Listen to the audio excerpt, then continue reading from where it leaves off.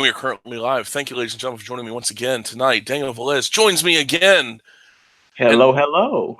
And it's been a while since you've been on, and I appreciate you taking the time out to come and talk about something that's near and dear to both of us. Yep, it's villains. The bad guys. Like Bennett. Go on, Bennett, put the gun down. Put the knife in me. Twist the knife. We miss these kind of things. We don't get villains in movies these days. Everybody's got to be sympathetic. Like when it comes to mind, and the reason it comes to mind, I was reading the synopsis for that. It's like Golden 007 Legends. It's like it takes place. It's like it takes place in Skyfall, the beginning of Skyfall with the whole train thing. It's like when 007, when James Bond falls into the water, he has all these flashbacks and he battles all the villains, his nemesis from the previous Bond films, like from the Sean Connery era all the way up to the Pierce Brosnan era, roughly. And and one of the ones he battles is Sanchez, Franz Sanchez, and these you don't get proper, because all these villains like that Raul Silva, the one that was from Skyfall, the Javier Bardem. Yeah. He's like, oh, he was a betrayed spy, and he tried killing himself with the cyanide, and it just melted part of his face. So he's like the Joker, his like face is messed up. So I was totally. Oh yeah, that whole movie was like Joker. Like, I mean, he was he was captured, and then he broke himself out, and he wanted to be captured. That was part of it. It was a big... Exactly. It's where it's trying to be a little too clever. Yeah. And it's where that instead of just being a brutal engine of destruction and just messing things up, like Jack Napier, the Joker from the '89 Batman, just making making chemicals to kill people, like deodorant and hairspray would just like outright drop people, murdering as many people as he wants. None of this, I'm doing it because I was betrayed by my government. He's just doing it because he's crazy. Yeah, and he's a nihilist. He's nuts, and he's memorable. And I think one of the hallmarks of a villain you remember is that they have to do a lot of bad shit, like kill people. I mean, it's a cliche. Like, you'll say, "Oh, the guy walks out. The villain will walk down the street, like, and kick a dog, and then he'll be like, you'll immediately associate him as being a bad dude, a villainous dude." But I don't know. Like, you take a villain. I mean, I guess we'd take an example of a villain. Like, what was it? Captain America, the Winter Soldier? No, Civil War. With Zemo. Baron Zemo. It's supposed to be Baron Zemo. Yeah. Do you remember anything that he did, or do you remember him? I remember him making the heroes fight, and that's it. That's all I remember. Because that movie, I know everybody's like, they love that movie. I didn't. It wasn't that entertaining to me. I hate their take on Spider-Man. I kind of, and it sounds weird, I kind of like Paul Rudd. He's Paul Rudd's Ant-Man, or Giant Man for a tiny bit, but that was like the only bit I liked because it reminds me of the movie Inner Space. Yeah, which is funny because Vernon Wells is the bad guy in Inner Space. He was played Bennett and Commando. He also played Wes in Road Warrior. So did he reprise his little, like? Is he in Weird Science? Yeah. Yep. Nod, like, call back. The Road Warrior crew shows up, and also what was his name? The dude from The Hills Have Eyes. Michael Berryman. Michael Berryman, yeah, he shows up and says, "I got a teaching position." It's played for comedy then, but it works. But intimidating still. That's another thing. Like, a villain should be intimidating, and I understand one thing with I guess he was a villain, like in Predators. The Robert Rodriguez produced. He should have directed that, but of course he didn't. Yeah, I don't know what was he doing instead of that.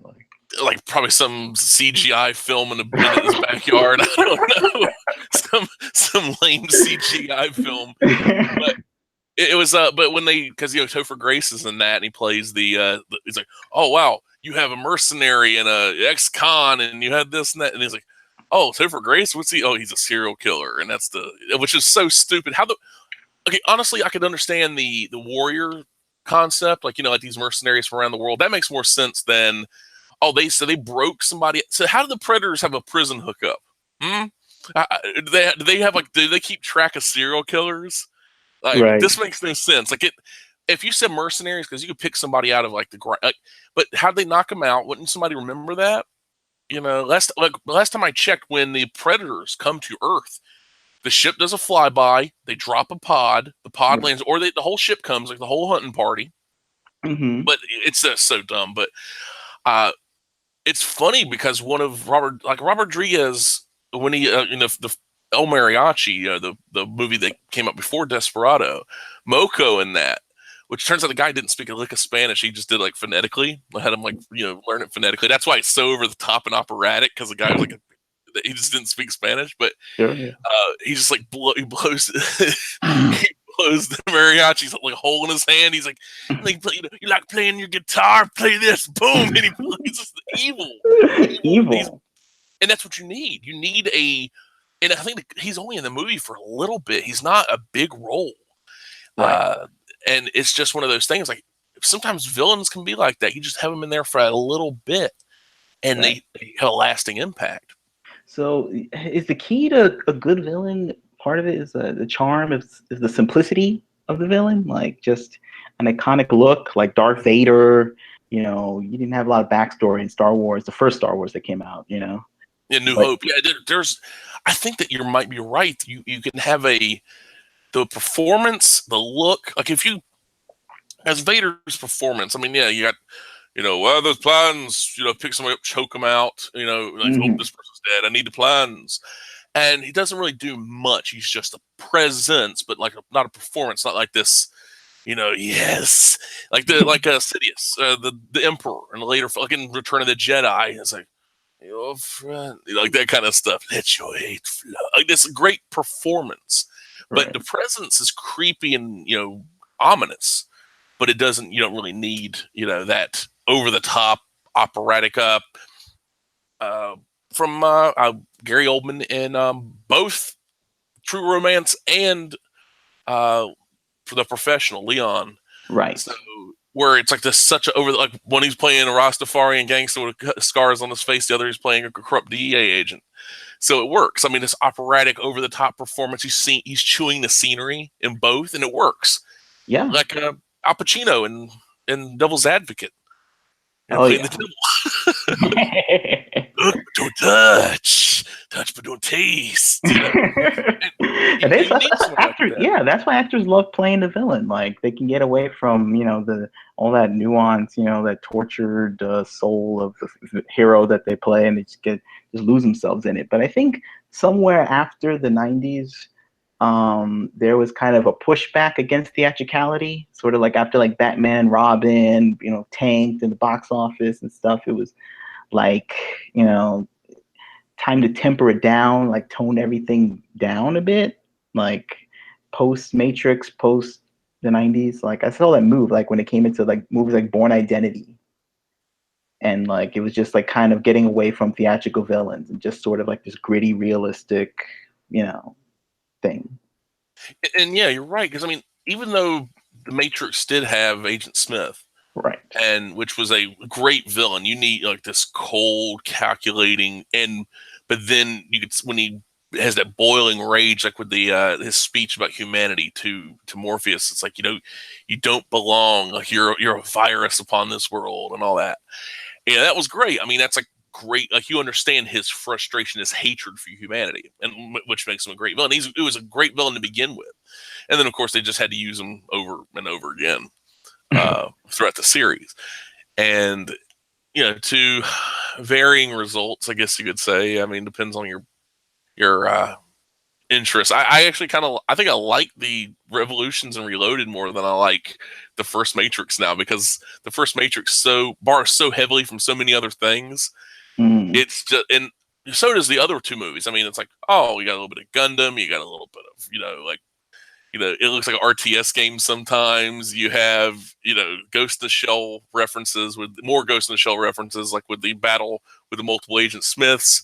That's similar to, it's similar in ways. It's inspired by the scene where Motoko battles the mentally hijacked assassin guy that runs into where the water is. He's got the cloak. He's got the thermoptic camouflage, cloaked jacket. and he runs and battles a little bit. It's inspired by that little courtyard sequence where it's underwater, but slightly underwater, it's like slightly flooded. But you need. I mean, but those movies, like your Bourne movies, where it's like, okay, who's the bad guy here? It's kind of hard to tell. Also it's like the generic, kind of suit wearing, government baddie.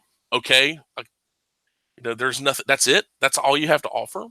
Yeah. And it really hinders it. It really hinders, storytelling ability, and also your kind of as a viewer, like, being able to get into that. There's more meat visually. Like if you have somebody like Bennett, mustache, chainmail vest, knife, gun, and he's like always playing with his knife and stuff. It's great. I mean, it's so dumb, but it works. Yeah. I don't know, turn this into the Bennett podcast, but we can. Like, like the commando appreciation. I guess it's like one of the few people I could probably cosplay as and make it work. Could be Bennett. There was so much going on with Bennett. There's so much, like, I can't even begin. He used to work with Matrix. I guess he was obsessed with, Arnold Schwarzenegger Matrix, like, and then, what was the deal? Like in the beginning, like he was trying. I guess what happened they worked in the same unit. Well, and then my understanding is fake their deaths. Yeah, go ahead. Well, so the South American dictator Dan Hedaya, who was in Alien Resurrection, he's been in other things as well. Dan Hedaya, wanted a mercenary group to go into his country, and they wanted, like, basically had like he wanted people, trained killers, to be on his payroll. John Matrix was a part of the same group. The rest of the guys was like, John Matrix was like the one guy that they knew could do the job, like, do the assassination, do the job, but with him alive and like still around, he's like the one person, like, he could do it, but he also could kill everybody else and kill the rest of the team. Right. And so they faked their deaths and everything, and like kill their commander. And I think that's the guy that's the garbage scene at the beginning of the film. They kill all like the other personnel and fake the deaths and everything. And so they want to send Bennett down to South America, do the assassination, or they're going to kill Chinny. They're sending to Valverde. There you go. And the fictional Joel Silver country, that South America's country. That he also versus Santa Prisca. Exactly. And he also used Die Hard 2. Oh, really? Oh, yeah. Okay, I didn't realize that. But anyway. It's funny. But so like, they want him to basically be an assassin, and so Bennett's, doesn't, he's like, oh, we're gonna keep her as leverage just in case, like Bennett Bennett knows that Matrix will come for her if things go south, and of course they do. Mm-hmm. But it's like he's psychologically preparing himself to kill Matrix, right? Exactly. Because the guy Dan Hedaya is always like, oh, I got this figured out, blah blah blah, and then like, Bennett's like, no, you don't, like, you don't know Matrix, like, I know him, this he's all up in his business, like obsessed. It's like Bane. He's like Bane in the comics, like, because Bane in the comics is like not this. He looked like a thug and he was treated like a thug in a lot of the comics, but he was a thinking man's villain. He's like big, but he's smart too. He's very Arnold Schwarzenegger like. That's why they should have made Arnie play, my name is Bane. I come from Santa Prisca.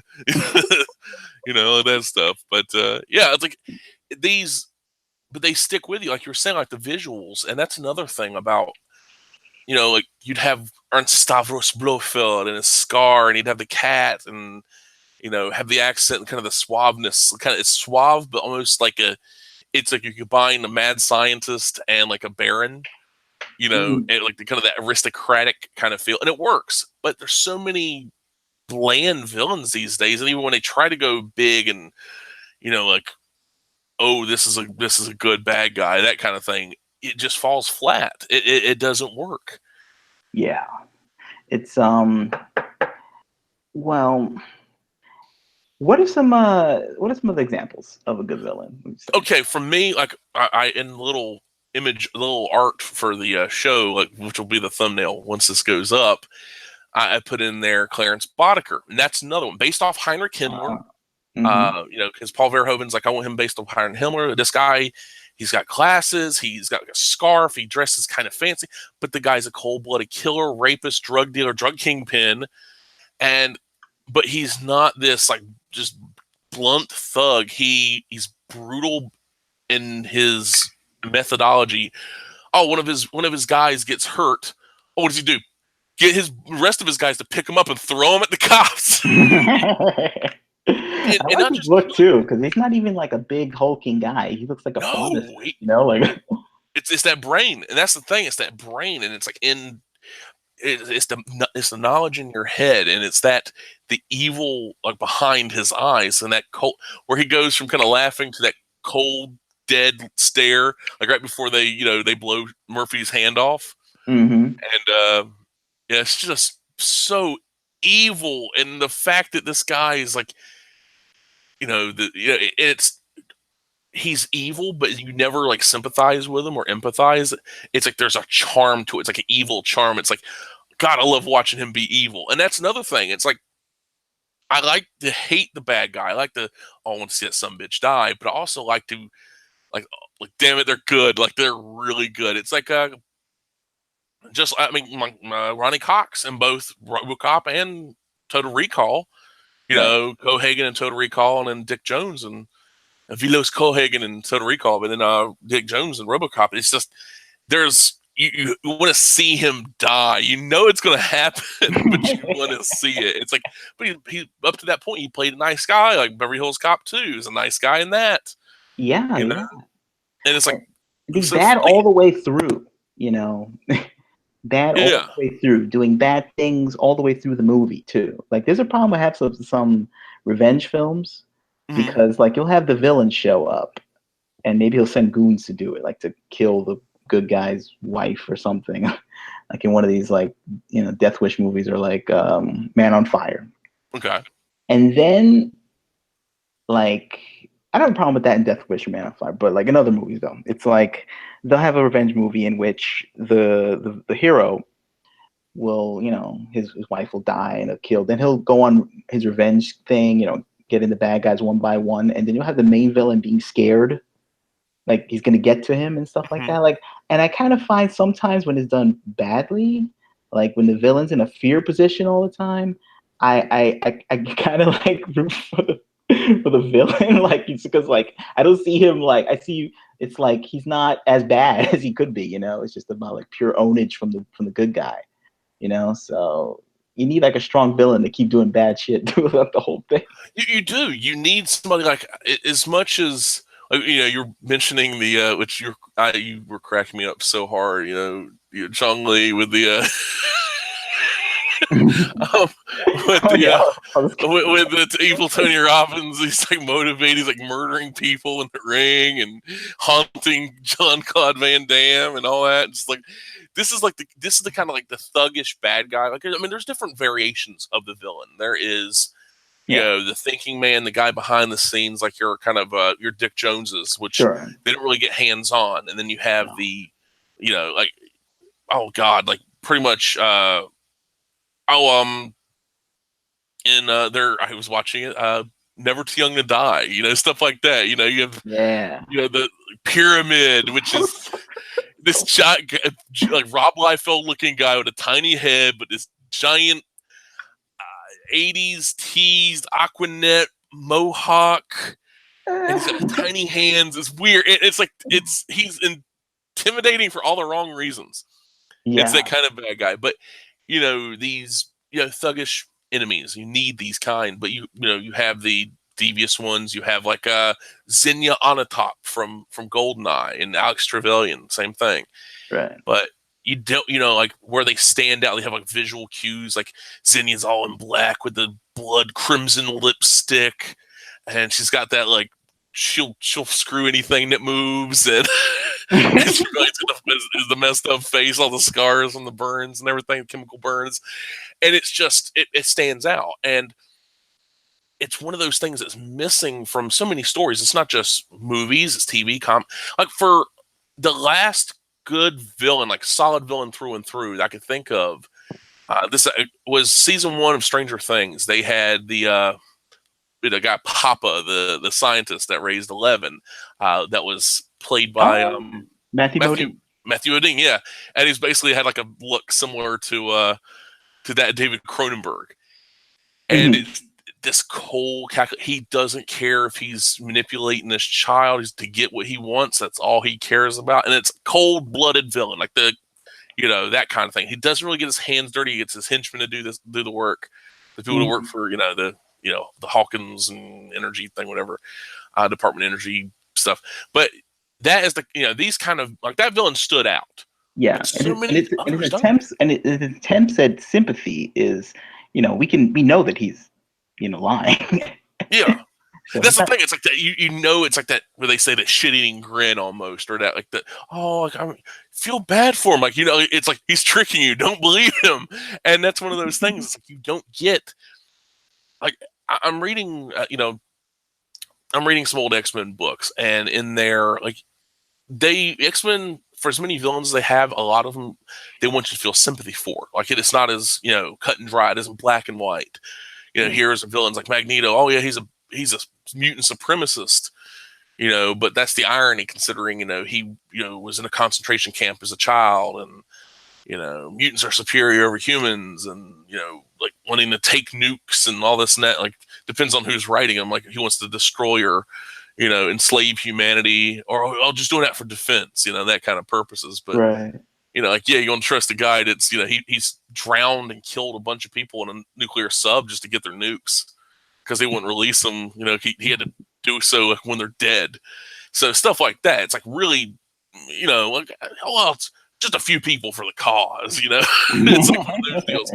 But they try to make you, and sometimes you feel sympathetic towards them. And honestly, I'd probably go with Magneto over Xavier, but that shouldn't be the case. I should see I want to see Magneto get his comeuppance. I want to see him, be beaten, the heroes triumph, and of course they always do. And sometimes that's another thing. You want your villain to, like Clarence Boddicker, another example. He kills Murphy. Him and his crew blow him to pieces. Oh, yeah. He's dead, and he gets his brain and the likeness of his face is resurrected for the RoboCop program. And so the villain won. The villain, and like the whole where they're moving the cops around like better candidates to when they say candidates, like the high violence zones. It's like increase the likelihood of them dying, and then finding out that Dick Jones is pulling Clarence Boddicker's strings. I mean, it probably was unintentional because of the whole Bob Morton's plan, because he needed actual organics, and Dick Jones is all about the robotics 100% with Ed 209. So it's that evil, and Dick Jones like, oh wow, you feel sympathy for him? Like who would? Dude just wants to make a bottom line. That's all he cares about. It's like soulless, soulless moneymaker. Yeah, it's just soulless people. Like Dick Jones and Clarence Boddicker and Clarence Boddicker's gang. Those guys are awful. Like, God, I mean, and I'm sorry, the guy who laughed like the laughing hyena guy. Joe Cox. Yeah, yeah, he is so bad, like evil. Like he did not die in a satisfying way. For the amount of evil that he was. They leave, and the thing is, he just leave them there in the dirt and mud and everything. Like when RoboCop shoots him, he gets used as a human shield. Yeah, and he just gets left in the mud as like and then because Leon gets blown up with Lewis gets pulled to that Cobra assault cannon and blows him up while he's in the crane control booth. Right. You have Emil get melted and then run over by Clarence. And shit, and like he's like splattered all over the hood and windshield of his car.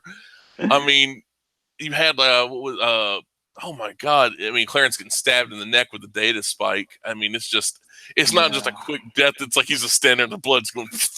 It's brutal. I loved it. It's so good. And that's one of those.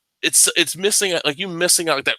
It felt, and then Dick Jones getting shot out the window multiple times. It's perfect. Oh, it's like that. So satisfying. That's what you need in these movies. You need that satisfying death. You need the villain to get their comeuppance, and I really would like to see more of that. And I think it's possible. I don't see why it's not.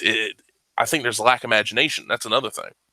Yeah, I think there was a time where they were trying to defy that formula because they were always like, "Oh, that's a formula, that's formulaic, action movie tropes." Like have the cartoonish villain, he's unredeemable bad guy, and the villain's a good guy and stuff. And they wanted to get away with that and play with the formula like a little bit. Like I think when I'm trying to think when it changed. Like when did it like shift over? Like why did they forget to do these things that actually worked? Like what was like Well, the time? What was like the movie that said, "Oh, now we're gonna do this instead of doing that"? Like what was that? okay, well, I guess we could look. Okay, look at the '90s. I mean, the villains from the '90s. You had like Tommy Lee. The early '90s, you had Tommy Lee Jones and Under Siege. Same thing with who he's got his mullet and his jacket and everything. It's like very. I don't want to say iconic, but memorable. Very memorable. And he also gets a knife to the brain. That the movie's memorable for other things as well. Two things in particular, uh, Erica Liniak and everything. Which, Exactly. oh well, but which is it's creepy. She was the little girl that Elliot kisses in E.T. Oh yeah. Yeah, same actress. It's kind of creepy. I Yeah. was like, oh, no, that's weird. But yeah, you had stuff like that, and then you had later on. I mean, you could argue that falling down, you're rooting for the bad guy because this is a guy that just goes on a rampage. He's going, like, yeah, he's not like murdering everyone or doing all this other horror. He's causing panic. So it is a rampage. But I think around the time, like right after September 11th, with the Bourne movies and everything, and Mm. the latter, because even the latter Bond films, like up to like Die Another Day, which god awful, but you had the Korean dude with the diamonds embedded in his face. Oh yeah. At least that was memorable. At least I remember that, but I don't remember much other movie other than what was his name? Oh crap.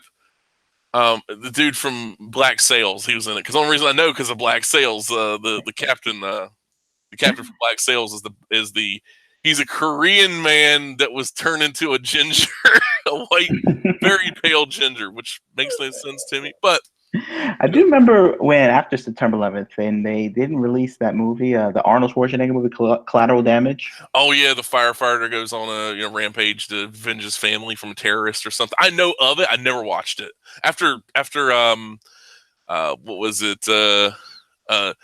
You're a fucking choir boy compared to me. Oh, What was that one called? End of Days. End of Days. After End of Days, I'm like, you know what, Arnold? I think, and I hadn't watched a Arnold movie because I saw Rise of the Machines. Hated that. Oh, it's awful. The Hated worst. that The movie. worst. I'd say Terminator 4 and 5 is better than that. 4 definitely. 5. There's one thing that's good about Terminator 5, and that was like the part that they don't even talk about. Well, they talk about for like a brief second.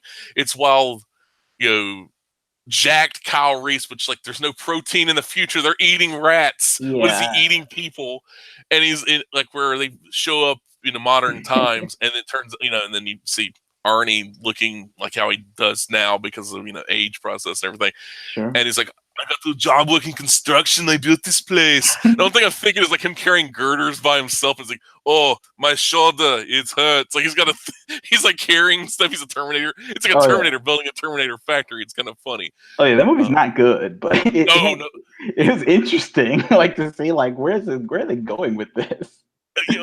Eat like the Borg. Doctor Who is the Borg or something in that. He's like the living embodiment of Skynet, and then John Connor is a living machine. It's so dumb. And it's like, who sent you back in time? That's classified. I'm like, oh, so they don't even know. So it's like the writers when they wrote this, were like, let's just make it up. They pulled a Force Awakens.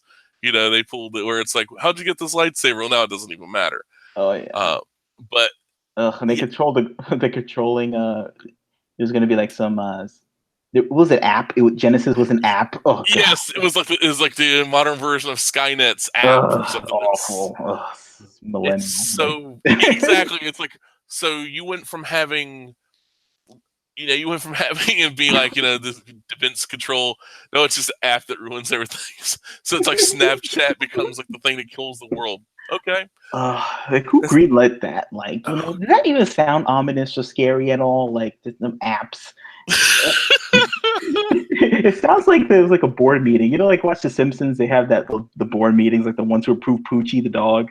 Yes. You know, Yes, that's what it sounds like. it's He's like, like, well, yeah, let's let's do get, that. yeah, maybe we can have Genesis the app, and we can sell it on the Apple Store and Google Play, and we can tie it into movies. Like, oh, I don't know, oh, the worst.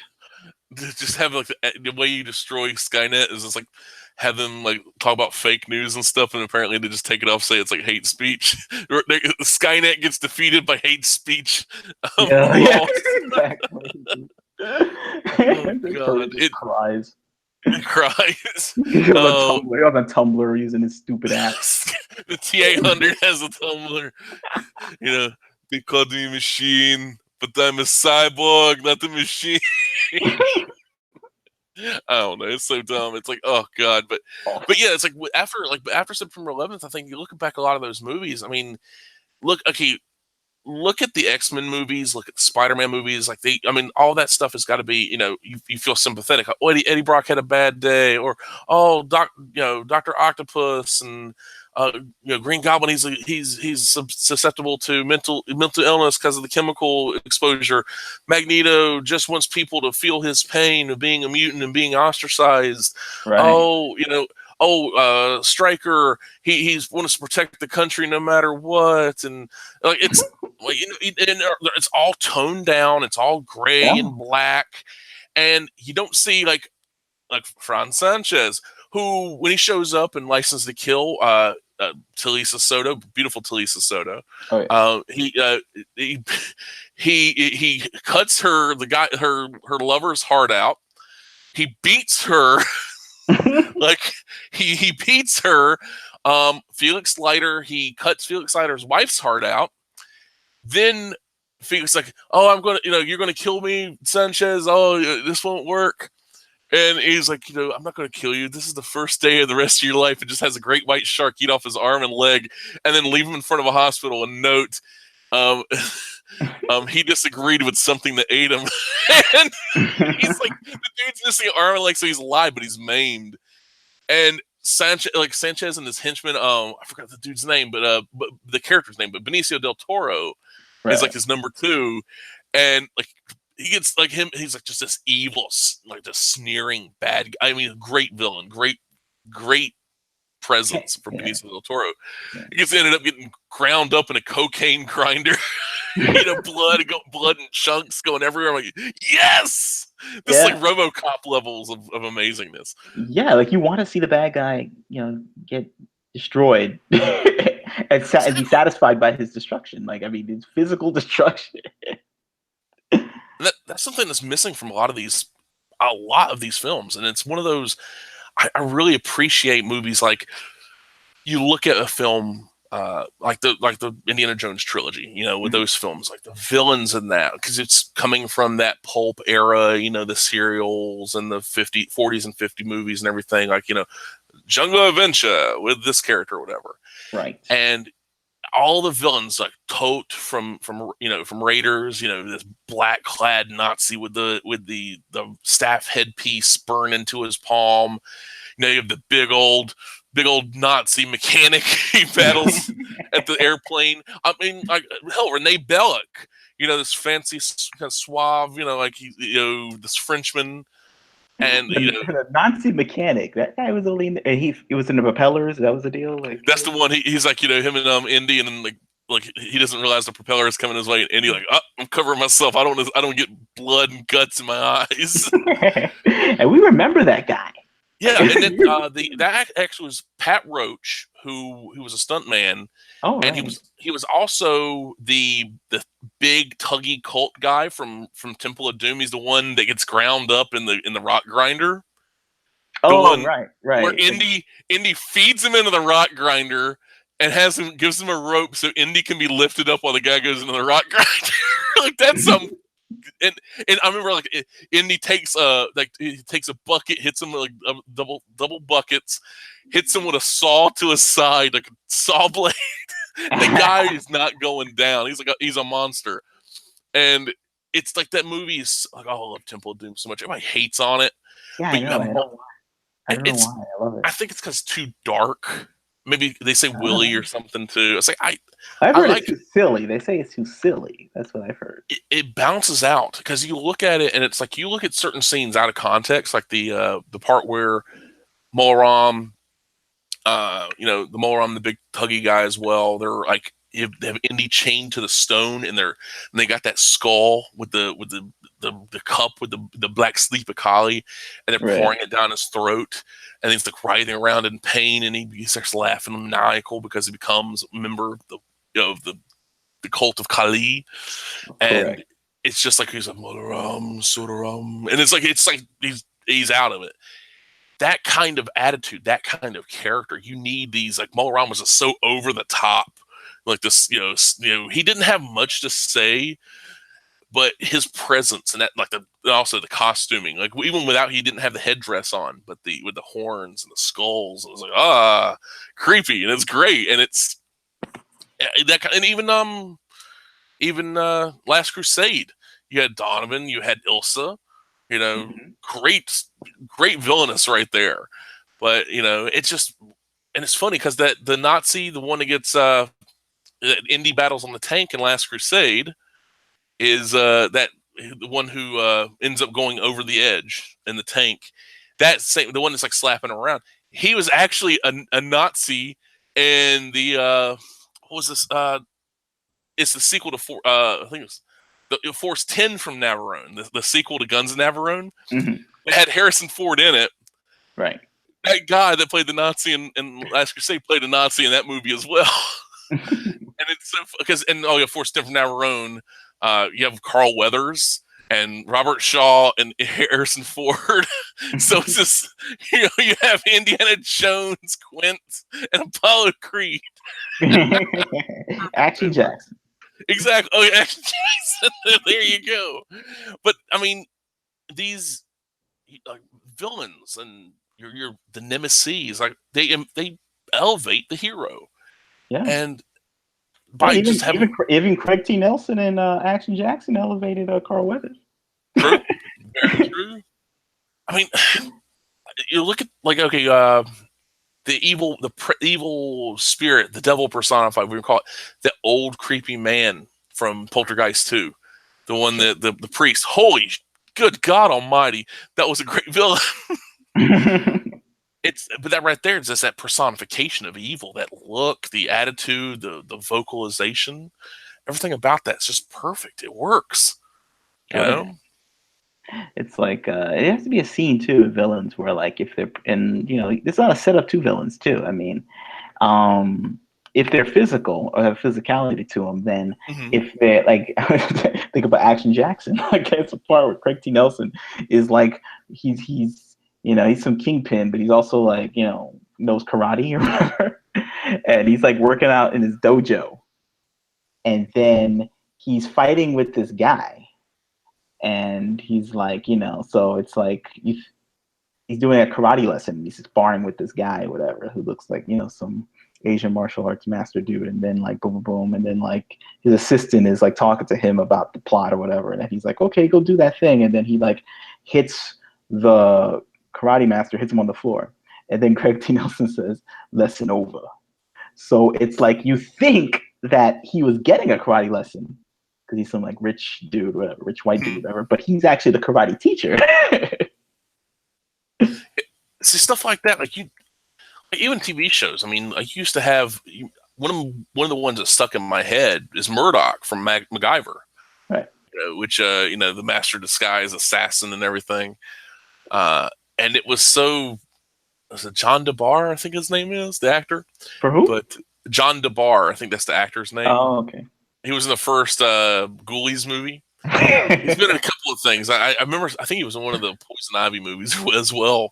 But I don't know why. I just I think this is the actor's name. Drew But Barrymore. with Drew Barrymore, or one of the ones with Alyssa Milano. I don't know. But it was just it was kind of funny because he was a very a comic booky style villain.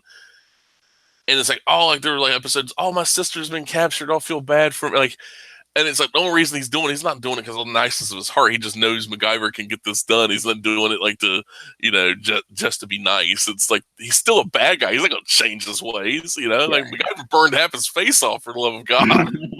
MacGyver doesn't kill, but he's like he'll maim you, no problem. And like he was always like MacGyver. He died. He supposedly died. It's like, well, maybe he's dead. Let's see if we can get him back for a guest spot. It was kind of a running gag, but it was so good. Like Murdoch, it's great. Yeah, it's like in that same. Oh, I forgot the guy who's like the second episode of Magnum PI. It's the China Connection, I believe it was called. The guy with it's like he's martial arts. Like he blinks and then like he just goes like it kills you like 2 seconds or something.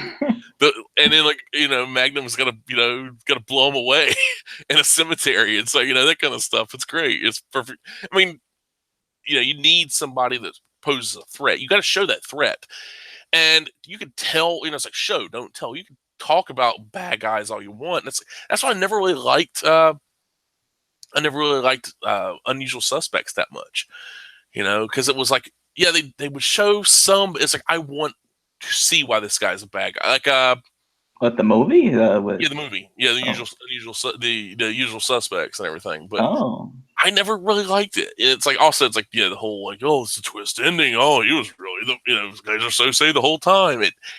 It didn't work. Not for me at least. Yeah. I know a lot of people, they loved it. They fawned over that film, but when it came out, I thought it was great. Like because it's like no one saw the twist. Like, oh my god, that was crazy. Like I didn't think it was like weird that it wasn't a villain per se, because it was like it's not that kind of movie for me. Yeah, that kind of thing I don't mind too much, but stuff like okay, where like your more 80s movies, like say your John Kreese's, it's like your Roy Stallings from Better Off Dead, skiing the K-12, and like these kind of jockey style villains. You don't really get those these days. After watching Cobra Kai, I can't really call Johnny Lawrence a villain anymore. Right. And also, if you watch at the end of Karate Kid, actually the beginning of Karate Kid Part 2, the whole you lost, you're a loser, all that stuff, and he gets choked out by John Kreese. It was like he is a bad guy. John Kreese. Oh yeah. And it's like you could say, well, he went through Vietnam and all this and that, and probably PTSD. It doesn't matter. He's still an evil son of a bitch. And then Part 3, you got John Kreese, you got Mike Barnes, you got Terry Silver. Those are the holy trinity of jock bad guys. These are Terry Silver is the manipulator, Mike Barnes is the hired muscle. John Kreese is like he's the Shao Kahn, as it were, of that group. Yeah. And it's like Shao Kahn, Terry Silver is Shang Tsung, and then Mike Barnes is Goro. So you got that trilogy. And it's just like make his knuckles bleed, rip his mind apart, play on his mistrust. Mike Barnes and his buddies are trying to kill Daniel. He's going after that bonsai tree. Yeah. He was like, "Let me up." He was like, "Nah, please sign the thing." Like it's karate match. It ain't life or death. Like, sign it, and it's so evil. And it's Terry Silver's like, "I love it, Johnny. Yeah, I'm gonna use that." And it's so weird and bizarre. But I like. Hey, but when Mr. Miyagi whooped their ass, it was exciting. Exactly. Very satisfying. Yeah, it's one of those but you want to see that happen. Like you want to see that villain. You don't want to be like, oh, they misunderstood, and who wants that? Do you? Hey, there are bad people in this world, man. Like yeah, they are in this world, like who have no redemptive qualities whatsoever. And in our civilized society, we don't take these things lightly. You got to remove these. But hey, some people are just bad, man. Well, some of yours. Like, what's some of your favorite villains? Let's see. You named a lot of them, but we'll go with something. Let's go. Well, of course, you got Hans Gruber, of course. Oh, that's the thing. Hans.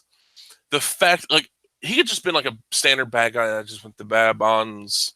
And then, Takagi's like, I don't have the code. And he's like, it blows him away and everything. Exactly. But the part where, he's going to investigate, with the detonators. I want to detonate this. And he goes, and then, oh no, you're one of them. And he's pulling the clay. And he's like, it's so good. Because he's like, and then you realize that John McClane realizes, and then he's like, I got one up on John McClane. John McClane's like, he's like, you don't. It's great. I mean, it's like him messing with Ellis. Ellis is like, don't worry, John, I got this. And he's like, don't mess with them, don't fuck with them, they're gonna kill you. And of course that happens. But yeah, that guy was great. That guy Ellis was good. He's just awful, like, his frustrated character, but like, we all remember him, like, even though he's like a sleazy guy. But yeah, like Hans Gruber, like, and that was like the peak of, like, I guess, villainry at that time, because like everyone was like, wow, Alan Rickman, that was a star maker performance. Alan Rickman always had work, good work too. Ever since that movie, he was never like, straight to video. I can't say the same for our buddy Bruce, but these days, but I'm sure it's by choice, right? I mean, you live long enough to see yourself star in direct to video, or you die a acting legend. Which is so sad, by the way, because like, I mean, he shows up in these things for like 5 seconds. He filmed the thing in a day and then left. And but like that the role he had, and that was that second GI Joe movie, which was good. Yeah, but even that, like the GI Joe movies, I mean, yeah, what was that about? Like, why was Cobra Commander not? I mean, Cobra Commander, the cartoon, I guess, was kind of like a joke villain. Like, he wasn't very menacing. He had a cool look, but he's memorable. That's the thing, though. Like, you could be a joke villain and be memorable. I think it's like, but you're still like, you're, as far as posing a threat and being like oh my god, I gotta watch out for this guy. It's like Cobra Commander and Shredder are like two big ones when it comes to that. Like Shredder. When I think of Shredder, first thing I think of is that music from the 1990 Teenage Ninja Turtle movie, and where he's walking in and he's like talking to his, the Foot Clan recruits.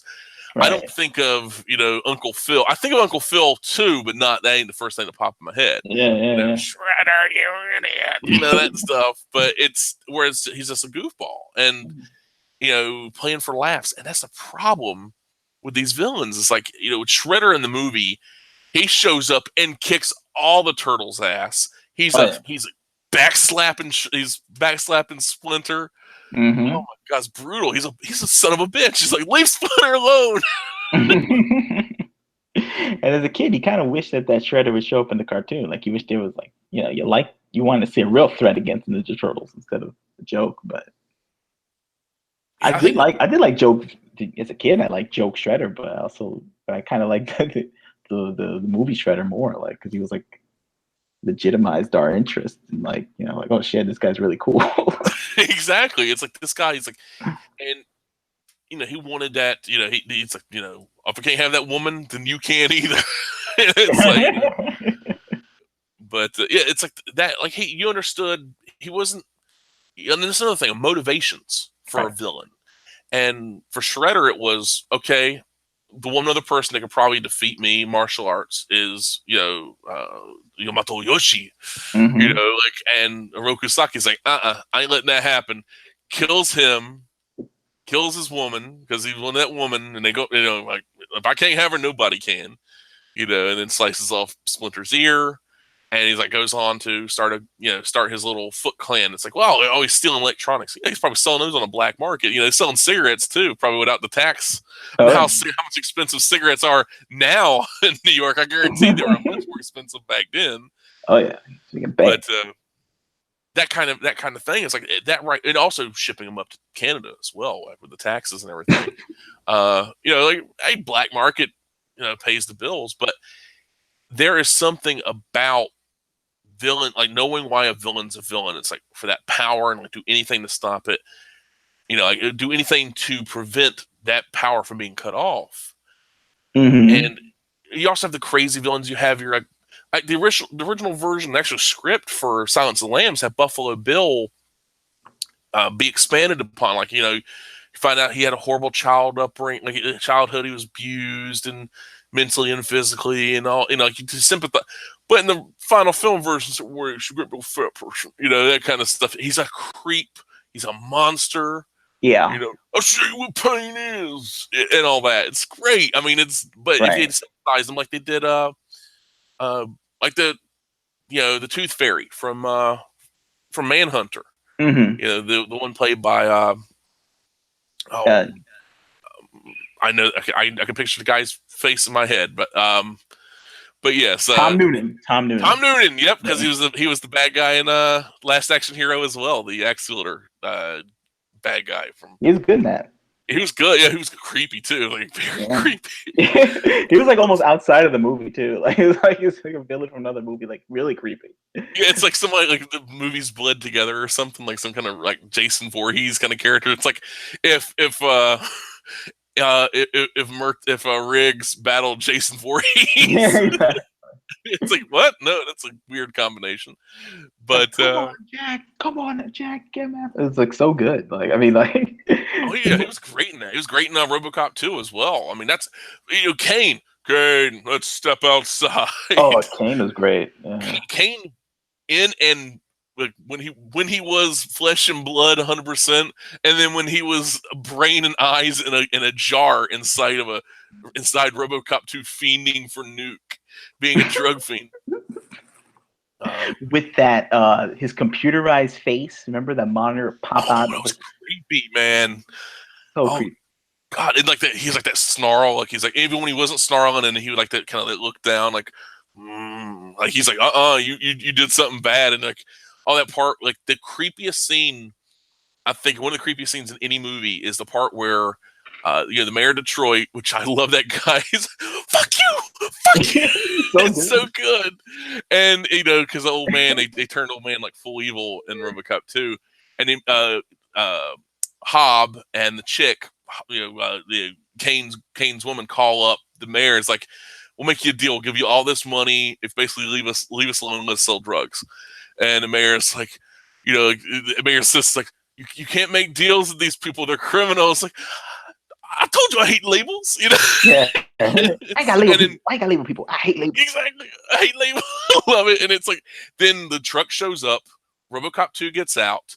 And then you see like the raptor feet that Dennis Muren, Phil Tippett, who worked on Jurassic Park, would later use with the little clicking big toes of the RoboCop 2 suit, the unit, and it goes in. It has a light and a chain gun, and it's just like haunting him.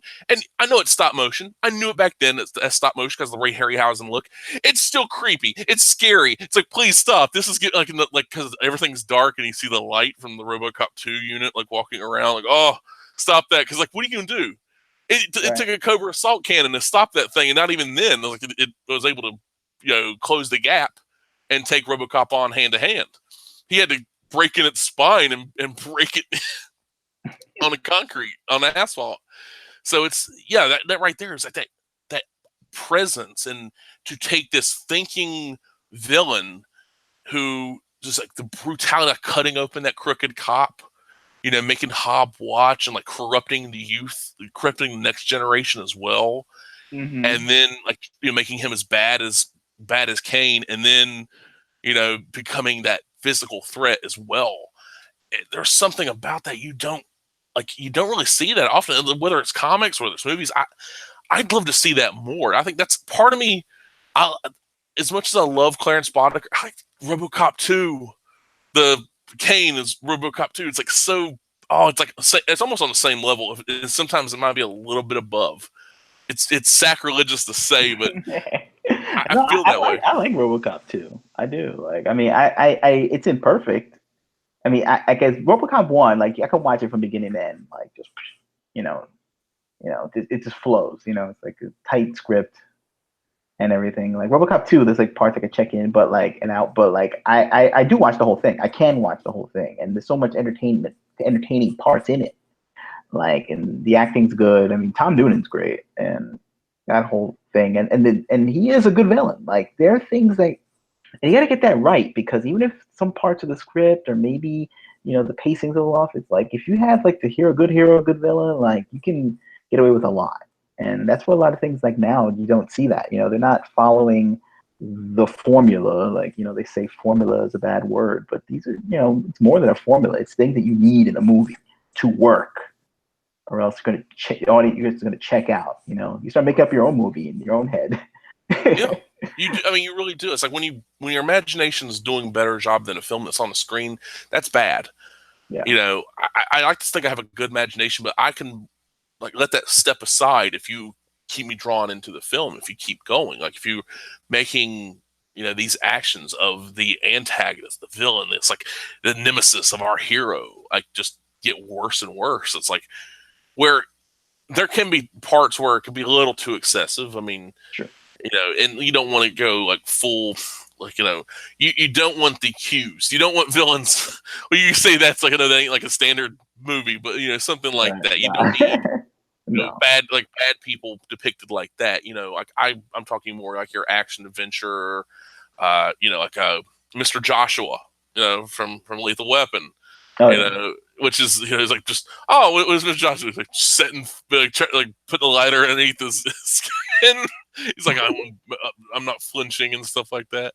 Yeah. But it's you want something along those lines. You want and it's a Shane Black movie, and I think like he liked doing those kind of villains too, because it kind of he knows movies about his heroes. Like he wants a lot of room for character development for his heroes.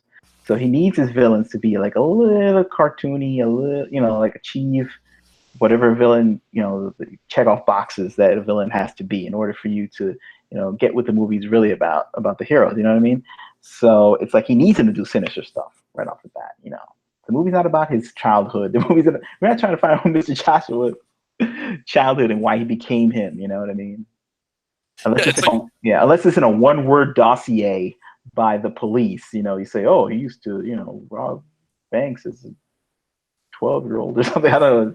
They say it in 5 seconds and it's over. Like, it's so funny because you say like hurt and everything, and it reminded me of Monster Squad, which is Shane Black and Fred Decker. Shane Black and Fred Decker wrote it together, and it's very Shane Black. Like they're the take on all the monsters, like with the werewolf. Like the werewolf being like a mindless monster and everything, because it's like this guy's like, lock me up, I'm a werewolf, and it's like nobody believes him. They think he's crazy, so he steals a gun. He's like fires at the ceiling, like lock me up, and he gets shot and killed. But there's a full moon, and so his corpse he comes back from the dead as the werewolf and kills kills the meat wagon driver, and pretty much all the other villains don't really have a I mean, Frankenstein is not. And people say, well, it's the monster. It's like Frankenstein. If you have a dog or a cat or whatever, and you take it to the vet, they put that last name of you first, and then last name first, and then the animal's actual name last, comma that. It's like you have a dog named Scraps. It's King, comma Scraps. Like, hey, it's like he's monster. He's Frankenstein, comma monster. The way I look at it, but. He becomes like, Dracula resurrects him and everything. And Dracula in that film is like, I love Bela Lugosi, but, and I really like Gary Oldman as Dracula, though they've sympathized him way too much. Parts before the whole, like, he's like wooing Nina and everything, but the Dracula in Monster Squad is the best Dracula, because he does like a lot of movies will have like Dracula, like, oh, he'll like rip somebody's throat out or something. That's like wasting food. That's like me going in and throwing a perfectly good steak on the ground. Like, why did I do that? Yeah. And he's going around like he's like, he finds out, the kids, the Monster Squad, go to the house, 666 Shadowbrook Road, I believe it is, this old house. And they go there, they get the amulet, to open up Limbo and like suck any like evil in the area in Limbo every 100 years. Very Castlevania like, which came out the same year, I think, which is kind of funny. But so it's every 100 years you can open the portal to Limbo and like suck evil in there. Like evil can come out, evil goes in, but nothing comes out, kind of thing. Which is I guess because Van Helsing pops up and grabs Dracula, pulls him into Limbo. But the sequence where he goes, gets in his car, his purse, drives to Sean's house, our main character, goes with a lit stick of dynamite, throws it into his treehouse, meeting adjourned, blows up the Monster Squad clubhouse, then goes outside the house, blows up a cop car, killing the equivalent to Murtaugh in the movie, and then like the cop shoots him. And he's like, I will have your son. And he's like, turns into a bat, flies away, breaks cops' necks, grabs a little 3-year-old girl, picks her up, give me the amulet, you bitch. And like turns all vampiric. This is a bad guy. This is a real bad guy. And he gets the part where he's a bat and Sean's father shoots him which is an excellent job of driving and shooting with a revolver, shoots the bat, he flies to a sports store. Oh, so badass, dude. And then that sequence where you see like him like half transformed, you do need to see that for a villain sometimes. See the villain brought down, but then of course he comes back from that. But he's like writhing around the bullet hole because he got the bullet hole when he was a bat. So it's like bat size, so the bullet hole got bigger when he got bigger. But it took him a bit to regenerate. And then Wolfman shows up and they blow him up with dynamite. But yeah, this is great. I love this movie. Yeah, they'll never make a movie like that again. Like, unless we protest to make it, because it was so awesome. It was played like an action movie, like almost like for an adult. Even though it was like, I guess, is this a kids movie? Like, yeah, I don't even care. Or like the language in it alone, because there is like same thing in language in Teen Wolf, like Monster Squad, Teen Wolf, Monster Squad, Teen Wolf, Lost Boys. They use the other F word a couple of times. Yeah. Which we don't say that in Holding Court. Well, I would. Let's for clinical purposes, we could say, Papa John. Yeah, no need for me to. I'm gonna have to fight for the rights of Holding Courts. The board is gonna take it away. High Council. Oh God. The High Council is going to take Holding Court away. Oh God! But yeah, it's like it's along those lines. It's like. But it wasn't written like, it doesn't talk down to kids. It's written for, I really don't know. It's like not written for adults, really. It's not written for straight up kids. But there's honesty to it, which is weird. Mm-hmm. But I love the fact that they didn't hold back with Dracula. I mean, he's an evil son of a bitch. Like he blew up that treehouse, man. Like they were in that. He didn't care if there were kids in it or not. That was the whole point. He was covering all his bases. Meeting adjourned. Boom. And it's great. I mean, like you have. Then his wife is freaking out, and he just like looks at him and says, "I'll have your son." And like that's it. Like it's just like. Total confidence. And the wife is about to leave and everything, and she's like packing all her bags. This little subplot, like they're getting separated and everything. So subtle, too. Very subtle. Exactly. They didn't have to go like you're gonna yell at him again. It's like, I love your father. It's like, no, Sean. It's like it's so subtle and stuff. And like there's certain stuff in there, like before Dracula shows up in the yard. Early in the movie, it's like the whole candle's lit. It's like, oh, once the candle's lit, it'll keep evil away. And then like the mother's packing her bags and everything, and then the car shows up in the yard, and a candle goes out, then the car shows up in the yard. Dracula's purse, which is like I was kind of funny. Like Dracula, like did Dracula get a driver's license? When did he learn to drive? But it's just a great way of doing stuff. And like, but when you get to the latter, like I like other than the diplomatic community, that guy from Lethal Weapon 2. Lethal Weapon 3 and 4, I really don't remember the villains. I know Jet Li was the bad guy in 4, wasn't he? Lethal Weapon 3 and 4. Yeah, he was the bad guy in 4. And the bad guy in 3 was it was the worst villain, by the way, because I rewatched this maybe like 4 months ago. It was some ex-cop who's now some criminal. He has like some kind of like, I think he has some kind of construction business, but it's like it's like a cover for his gun running business. Yeah, it sounds so boring, man. It's really a bad movie. Like I was watching it, and the plot's really bad. Like I mean, like he walks into the police. It's a witness to his crime. So then they have him in the police station. He walks up because he used to be a cop, so he still has ID or something. And then like he walks up, shoots the guy in the station, and leaves. And they know it's him, but somehow they can't find him. And then like Joe Pesci's like, hey, I know that guy. He used to like go to hockey games. and then they go to a hockey game and he's there, just chilling. And I'm like, they know it's him. How are there not manhunts for this guy? You know, like he's just like chilling at a hockey game, and they go try to. It's like it's really bad. Like they weren't thinking about him at all. They weren't thinking about the villain at that point. It was just so horrible. It was just about like, hey, we got Mel Gibson, we got Danny Glover, we got Joe Pesci, you know, and they were all like big stars in their own. You know, they could carry a movie on their own. Yeah, exactly. Exactly at that point, because I mean, you already had I think at that point you already had My Cousin Vinny. Yeah, you know, and that had come out and everything. But yeah, the guy didn't look imposing either, too. The cop, the bad guy, he looked like he's some guy working at Denny's or something. Like it's bad. the manager, the district manager. Yeah, it's like I was and Mariana in the chat had Maranya, sorry, your name confusing. I'm sorry, forgive me, please. But with Dr. Zell from Marathon Man, he said safe, drilling into the teeth. Dear God, I've always hated the dentist. That didn't help none at all because I didn't watch that till later on. Yeah, but like just like this evil Nazi doctor, like the equivalent to Mengele. Yep. You know, murder, and like he's on the streets, and it's like he's being chased down by one of these concentration camp survivors that witnessed him do his horrific, stuff in the concentration camps. Mm-hmm. And it reminds me of The Boys from Brazil with Gregory Peck playing Joseph Mengele. With the whole, the cloning Hitler thing. Yeah. And like Steve Guttenberg's in the movie playing a serious role, a dramatic role, which is absolutely bizarre to me because it's Steve Guttenberg. It's Mahoney from the Goot Academy. That guy's awesome, man.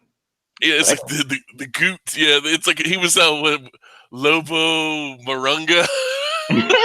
Oh God, I just remember like he's got a mullet and he has Australian accent. It's been forever since seeing that. It's just like where it's stuff like that, like where you've watched something and certain things will stick with you. Like I've recently rewatched the movie The Bride, this movie with Sting and Jennifer Beals and Clancy Brown. Mm-hmm. It's the Bride of Frankenstein kind of. He can't really call it a remake because the original Bride of Frankenstein. It's like the last 5 minutes, the bride shows up, she screams, everything blows up, everybody dies. That's the original The Bride of Frankenstein. It's like 80 minutes long, and like 15 of them are like hey, Mary Shelley, let's talk about your novel. And it's the same actress playing Mary Shelley is playing the bride later in the film. It's like, talk about self-insert, Mary Sue. But yeah, it was I remember watching it years ago, and I'm like, I never like Sting is a bad guy. And I always thought because of Dune, but it's also that because he's like, he builds, the bride, Ava, and he builds her from the ground up, the Jennifer Beals character, and he manipulates, like basically he shapes her mind. He already shaped her body, but shapes her mind, the way she thinks and the way she acts. And by the end of the movie, it's like a Carrie Elwes is in the movie, which is just kind of weird. I forgot about that. But there's a part where Carrie Elwes is like trying to hook up with her, and Baron Frankenstein finds out about it, and he's like, she's the one that wanted it, and it's like throwing her under the bus and everything. And then of course Sting tries to rape her, which I was like, all right, so that's just like I remember that's why he thought he was a bad guy. It's not just because of Dune, the Harkonnen. So it's, these kind of things can stick with you, like in little bits and pieces, but it may not be, like whole cloth. Like with I can't even remember his name in the movie, but James Gandolfini in True Romance, where he's beating the living shit out of Patricia Arquette out of Alabama. Oh yeah, and it's just, and she's like, I'm not breaking. You're not going to get me to give up this information. And he's like, He's like, they kind of like that kind of cherubish grin, and then just, like, I think it like hits her in the face with the butt of a shotgun. It's just, and like, sociopath. Yeah, exactly. I mean, Tony Scott did amazing stuff like that. My two favorite Tarantino films. I mean, I love Reservoir Dogs. I thought my two favorite Tarantino films were not directed by Tarantino. They were Natural Born Killers and True Romance. But it's but there you go. That Yeah. True Romance. You have James Gandolfini, you have Christopher Walken, as the bad guys in the film. But true in Natural Born Killers, it's like everybody's the bad guy. Robert Downey Jr. and Mickey and Mallory Knox and Tom Sizemore. Scagnetti. Yeah, I got I have a love-hate relationship with that movie. Like, I don't hate it. I just like. I wish it was. I wish it was toned down 10%. Like, just a little. I see. I actually have the unrated edition where they rip apart Tommy Lee Jones and put his head on a spike. Oh, maybe I need to see that. Maybe I need to see like turned all the way up. Then I don't know. Yeah, that might help. It's like the part where it's like the part where Tommy Lee Jones are going through the prison, like that's the riot happened. They're trying to get him through there, and the angel, as it were, guides Mickey Mallory and Robert Downey Jr. out of the prison. But Tommy Lee Jones ain't so lucky. He gets trapped against the wall, and so he's like trying to like beat the prisoner's back, and they rip him limb from limb and like holding up his leg, and then they got his head on a spike, and it's like whoa, this is just insane. It's like in the music too. It's like this Arabic music, so it's really now it's kind of it's though like there's certain things that date it really badly. Like this is the 1990s. Oh, it's very 90s. It was like 9 Inch Nails soundtrack, Yep. It's really dated. But like, who was in that? Sizemore, right? Was in that. And he was Scagnetti, and he wrote his book, Scagnetti on Scagnetti. Yeah, it's like yeah, and he played a lot of villains and stuff. I mean, I know he's like crazy now and shit, but like, but it reminds me that things are casting. Right, part of it's casting. Exactly, yeah. You need good casting. You need really good casting in it. Whether it's a TV show, film, it doesn't matter. You need that good casting. If you don't have it, I mean, what are we going to do? I mean, you like. I'm not going to cast Ryan Gosling as this evil villain because it's not going to cut it. I mean, your silent protagonist, kind of maybe anti-hero, but as a villain, I really don't. I've never seen anything in his repertoire that would tell me otherwise. He would be good at that. Yeah, like, yeah, I think maybe it was like a thing where like, now think about you're saying post 9/11. Yeah. There was like a sort of a kibosh on certain things. And do you think it had to do with things? I remember they said we can't release this collateral damage movie, and there was like a tone down of what you could and couldn't do anymore, or just times were changing and just some of the people that made these movies from the 80s and 90s was getting too old, like retirement age, and it was just like there was no carryover. I think it might be a combination of it all because things change. I mean, look how, the politically correct times of the 90s. People forget how politically correct. There was a movie at one time called PCU. I don't know if you ever saw that movie. It's Jeremy Piven, yeah. John Favreau and Jessica Walter.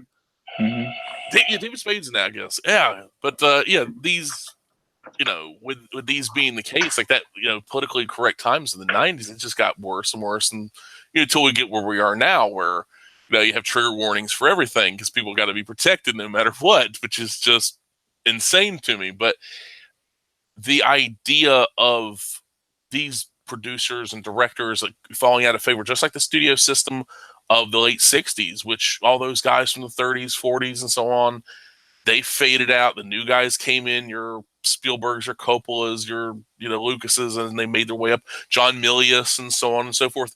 And then those guys, like, so every 30 or so years, the guard changes hand.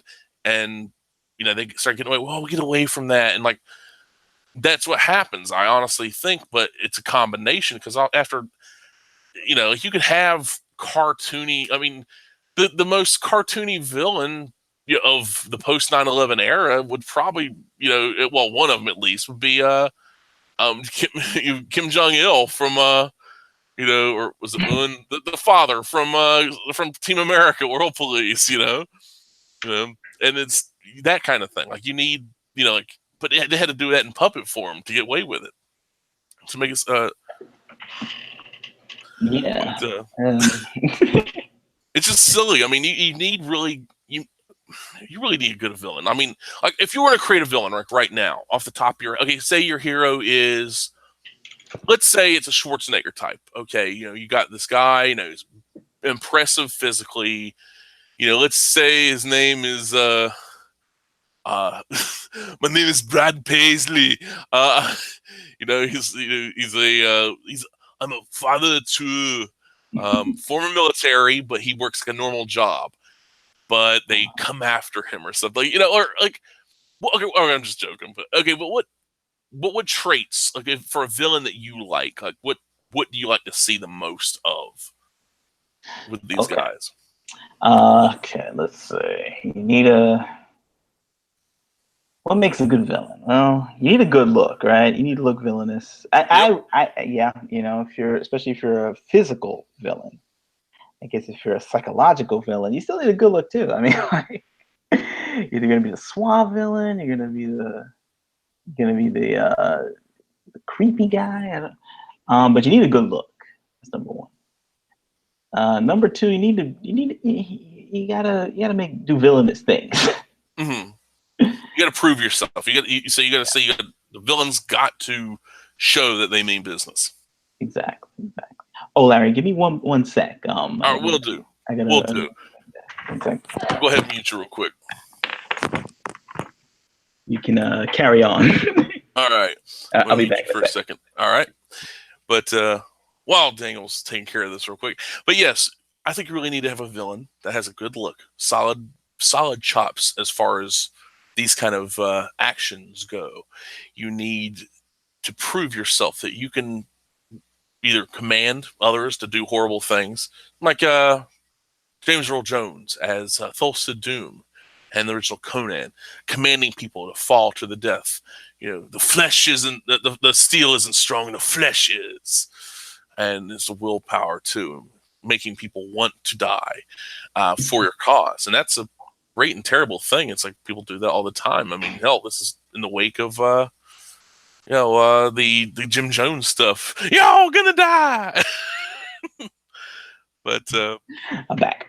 Oh, okay, good. Yeah, but it's like I was just talking about how Thulsa Doom. I mean, even though he rode into town, killed Conan's people and everything, but he also showed that he could control men's minds.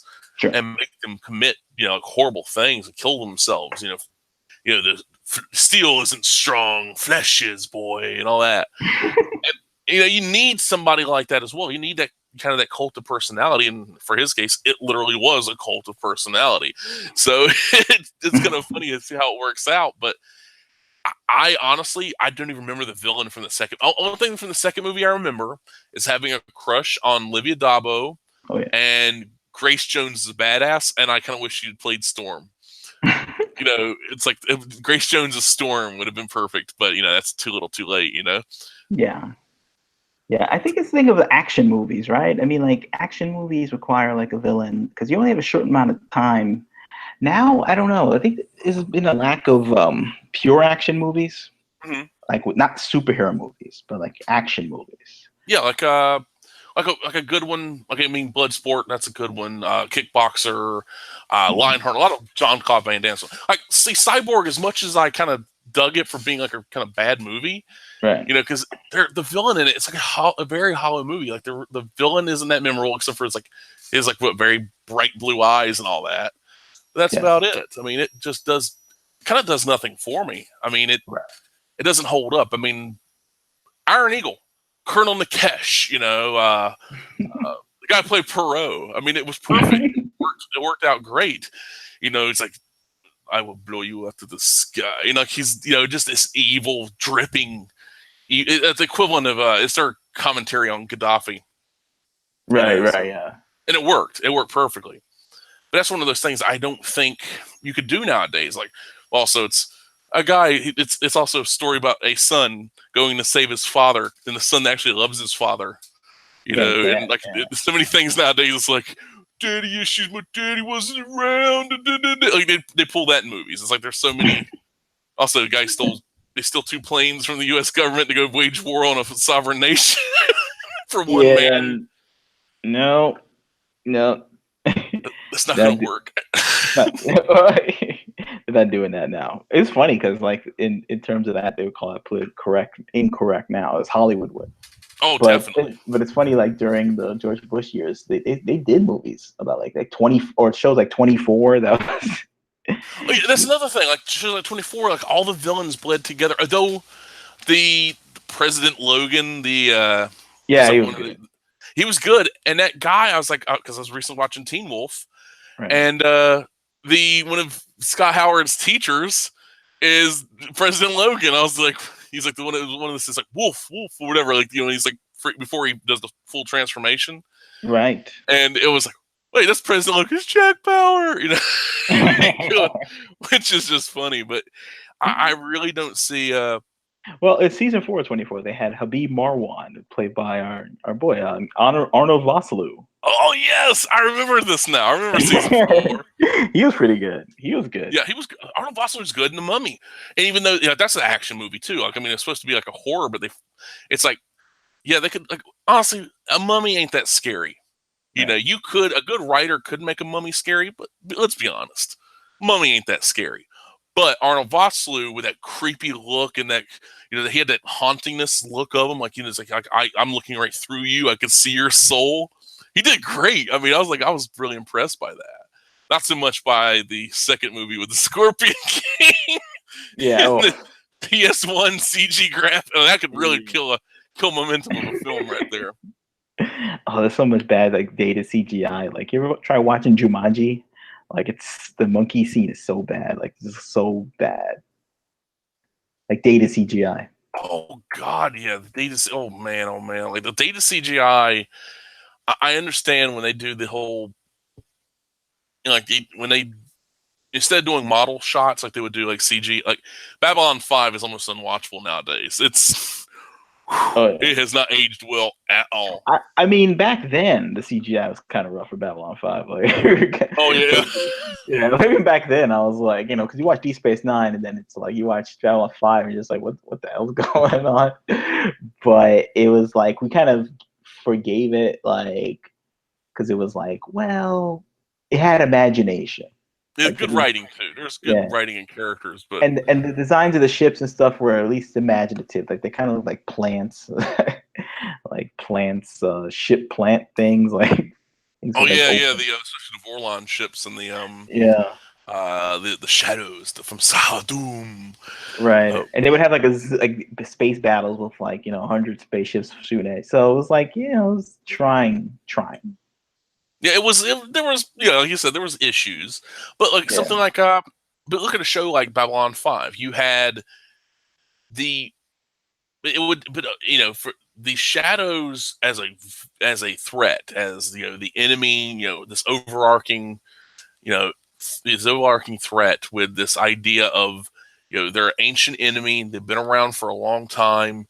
They want people to fight amongst each other to determine who's like the strongest. Only the strongest shall survive, and they have zero sympathy. Though it's like, how do we deal with it? It's like, hey, these ancient beings say, hey, we can go hang out with them, buddies we haven't seen in a long time. Okay, let's do it. It felt very cheap the way they were kind of like solve the galactic war, and it's like, oh come on, after all this, you're gonna solve it by, oh yeah, well our friends are finally here, and it's like it's like, hey, come on, hang out, I got some beer for you. Okay, stop your fight. It's like you're knocked down, drag out fighting. You were blowing up planets. You were killing so many innocent people just to prevent them from becoming enemies towards you.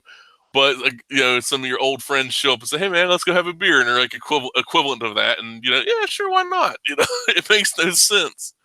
Yeah, and there was also a problem with see, I love the 80s, I love the 90s, I love the villains of the 80s. And then when you get to the 2000s, especially the early 2000s, it was kind of weird time for action movies. Like, it was like this, it was Jet Li and Jason Statham, and they had characters that would just completely like, breeze through the whole movie, just like whoop everyone's ass. There was no villain that you remember in those movies at all. The Transporter, there was like 4 of these movies and like I don't remember any of the villains in any of them. It was like We were supposed to just enjoy the joy of them doing acrobatics with no threat, like no credible threat to their life whatsoever. Yeah, because And that was a lot. Yeah, the Luc Besson produced movies too. It's just like that, which the Transporter was like. I was like, what is this? Like, there's no Ron Silver from Time Cop. There's no Rutger Hauer from Nighthawks. Like, oh you don't god, remember any of it. You don't remember any. I don't know who the villain was. yeah, Ron Silver. I mean, and Ron Silver was great in Arrival as well, the alien invasion film with Charlie Sheen. Yeah, he's Where the great. Yeah, aliens had the weird bent back legs. They want global warming because they're terraforming the Earth slowly. yeah, so good. And it's like Ron Silver just killed it. I mean, he was great. I mean, then you have hell Jay Davison and Stargate is Raw. Using human children, like using children as human shields, and like torturing people and like bringing them back from the dead. It's just I'm Yeah, like looking at like action movies from like the 2000s and stuff. I'm like looking at some of the titles, and it's like we got Kill Bill Volume 1 and 2. Bill was an incredible villain. Like, yeah, okay, he shot his. Oh, he did some bad things. Like the most credible as a villain goes, it was the animated sequences where mm, young Oren, where he stabs Oren's mother through the bed and everything, and that right there, that's great because it was silent, it was beautiful, it was haunting, it was great. And then he's like, oh, the Superman speech. Oh, I'm playing with our daughter. It just like it takes all the teeth away oh yeah, from it, and it doesn't help knowing how David Carradine went out. oh yeah, no, It's like, well, yeah, Hollywood man, I tell you. You look man, back, you look at your DVD shelf, man. It's just like it's just rife with problems. well, luckily for me, it's like I'm looking at mine, and it's like we got the Blomkamp trilogy, Chappie and District 9 and Elysium, Back to the Future, Alien, Prometheus. God help me, I bought Prometheus like $5. It was on Blu-ray. But Yeah. Jurassic Park, Jaws, Excalibur, Godfather trilogy, Apocalypse Now, The Witch, Silence of the Lambs, so on and so forth. But yeah, it's like you look through it, yeah, you find some horrible, horrible things going on behind the scenes. But Yeah. but yeah, it's like I mean, the Transporter series, Avatar had like the one villain, the everything wants to kill you, like the stereotypical Oh, American that guy. soldier guy. Yeah, that guy was bad. And I know we're talking about like how they would think they were talking about that kind of guy. They'd be like, oh, so you like the Avatar villain? That guy was a cartoon and he was just bad. Like, that guy sucked. He's like, it was like they were trying to bring that kind of villain back. Except he and failed sucked. so much. So in a way, what makes him fail? Let me ask you a question. Why is that guy a failure? I think he's a failure. Well, And not like a Chong Li or like one of those older villains like from back in the day. Like, well, actually, the same actor, Stephen Lang, he also who played. I like him too. He played Freddie Lounds from Manhunter. He played the guy that was he was the tabloid reporter who he set on fire. He got set on fire and rolled down the ramp. But so good. I love Manhunter, by the way. Like Manhunter's such a great film. That's actually my favorite Michael Mann film. Thief is number 2. I think that'd be number 3. I know a lot of people are like, how dare you? But it's like Manhunter. It's like it's so stripped down, and that's what I like about it. Is he is just the names are too big. There's not real. To me, there wasn't real character in that. There was actors that were big, but the characters weren't really there for me, at the very least. But yeah, like he with the reason Stephen Lang as that character as the evil general, whatever, everything was kill you, typical American soldier man in the future, or whatever. That doesn't work because there's no nuance to it. Right. There isn't, and a lot of times like nuance. So you're telling me like M. Bison from Street Fighter, Raul Julia was nuanced? Yes, he was. Yeah. He was over the top, but there was this charismatic evilness to the day M. Bison came to your village is the most important day of your life, but for me, it was but a Tuesday. That kind of thing. He Like he was was charismatic enough that you would feel that he could command people. exactly, Like, exactly. like this guy, Stephen Lang, was snarling all through the movie. Like you wouldn't want to even be in his unit. They basically kick people like that out of the army. Yeah, it's like you wouldn't want like that. Now, if the guy was like a A private kind of unit. Yeah. even if he was private military, let's say he's like a lone wolf kind of guy, like you just send him to solve like kind of the like a big game hunter equivalent. Sure. That would work. I mean, but not the characterization. He just comes in, says a few lines, has some scars on his face, like that's going to solve anything. Right. And it just tells me you got your ass kicked, pal. That's all it says. Like, I mean, look at the Die Hard movies. Okay, we have starting out. We have Hans Gruber, all right, and his crew. And the second film, we have Franco Nero as a just random general dude. And then we have the bunch of mercenaries. The only villain in that I actually liked was McDowell's, the dude from Coming to America, John Amos. John Amos. Yeah, there you go. Yeah, from Good Times. Yeah. And he was the traitorous, the anti-terrorist guy. Like he actually seemed like he was. You tell he's a bad guy from the start, but it's like something ain't right about this guy, and then like that kind of thing. Like to me, he was better than William Sadler in that film. Right. And William Sadler was like, okay, naked Tai Chi at the beginning. Like, what? I don't need to see William Sadler's ass. I'm sorry. But then the third movie, we get Simon. Yes. We got, which is great. I mean, like the stuttering is like, do you stutter? It's like messing with him, and it's like, then he punishes McClane, and like there's like running the hero ragged, and then Zeus and everything, and it's just it's great. It's such a great film. But after that, we got Timothy Oliphant. I don't even remember. He's like a hacker or something. Yeah. But there's nothing memorable about him. Oh, he's with computers. And the fifth one, it's like some Russian mob or whatever. I never watched the fifth one. Never saw it. Yeah, there's no point. I watched the fourth one, and I was like, never again. It is, man. And then like this guy, that and Terminator 5, like ruined Jai Courtney for people. Like he became like box office, franchise killer, and I don't know, man. Can he get work?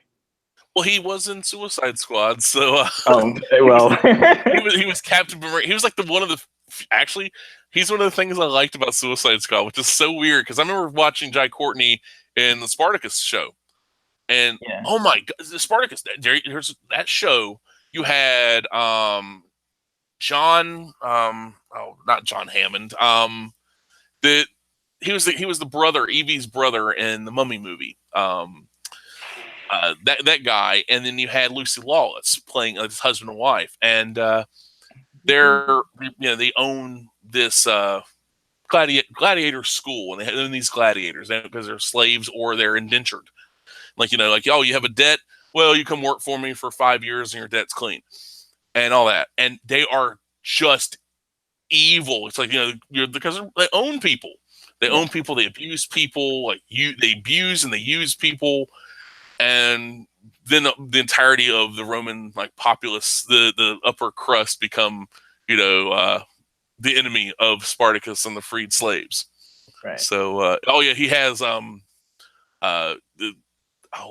I forgot the guy's name, but his owner, the master, has Spartacus's wife killed. To prevent him from thinking of a future.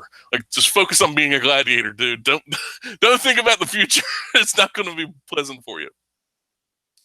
But even that, I mean, I look at these shows and these, whether in movies and comics, like there are such potential for good villains, but they feel like they got to, make you sympathize with them, and I don't want that. I want hateable villains, and you really don't get that anymore. I mean, and also memorable villains like Anton Chigurh from No Country for Old Men.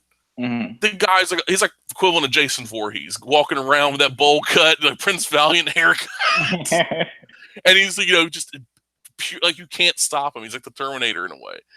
I Yeah. loved it. That was great. That's actually one of my favorite of the Coen Brothers films. That's actually really good.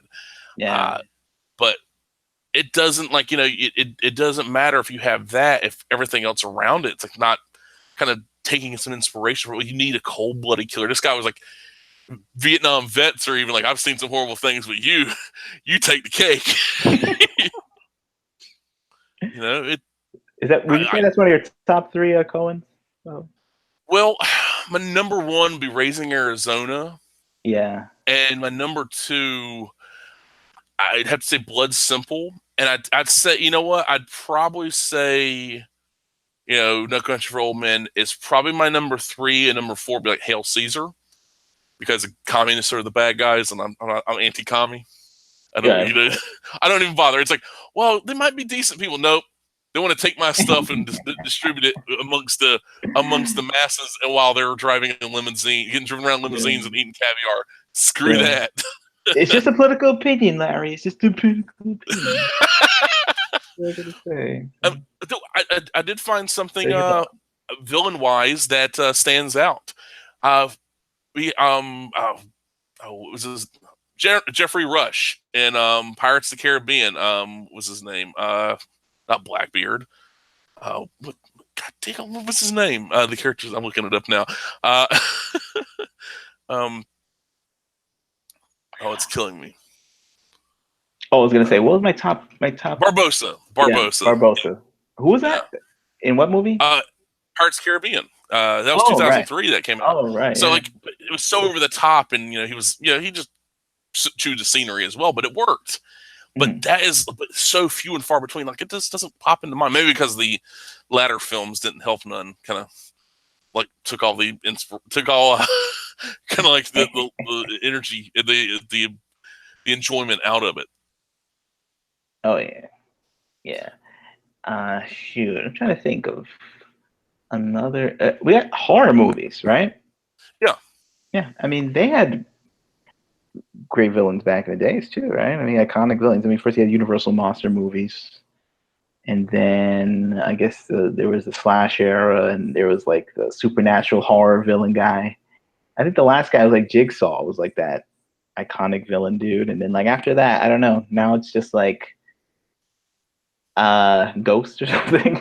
Yeah, ghosts and stuff you don't see, like the haunting movies and everything, and these like was it I think it started with the Blair Witch. I mean, it's a concept. It ain't really a enemy. It's not a villain. It's not this, and it's an antagonist in a way, but it's more of a concept. It's like the idea is scarier than the actuality. And Ghost Face. Ooh, Ghost Face. I remember that. I mean, it's like Jason Voorhees and Freddy Krueger, and like kill you in your dreams, man. It's good coming after you. But now it's, I mean, like Dr. Lizardo, even though it was an alien thing, but that was from Buckaroo Banzai. It's like he was kind of comedic, but there ain't no comedy in Alien, the Xenomorph, but even that, it's like, oh wow, just flush it out of airlock. That's what you do in every single one of them. That's how they killed the main baddie in Aliens, Alien Resurrection.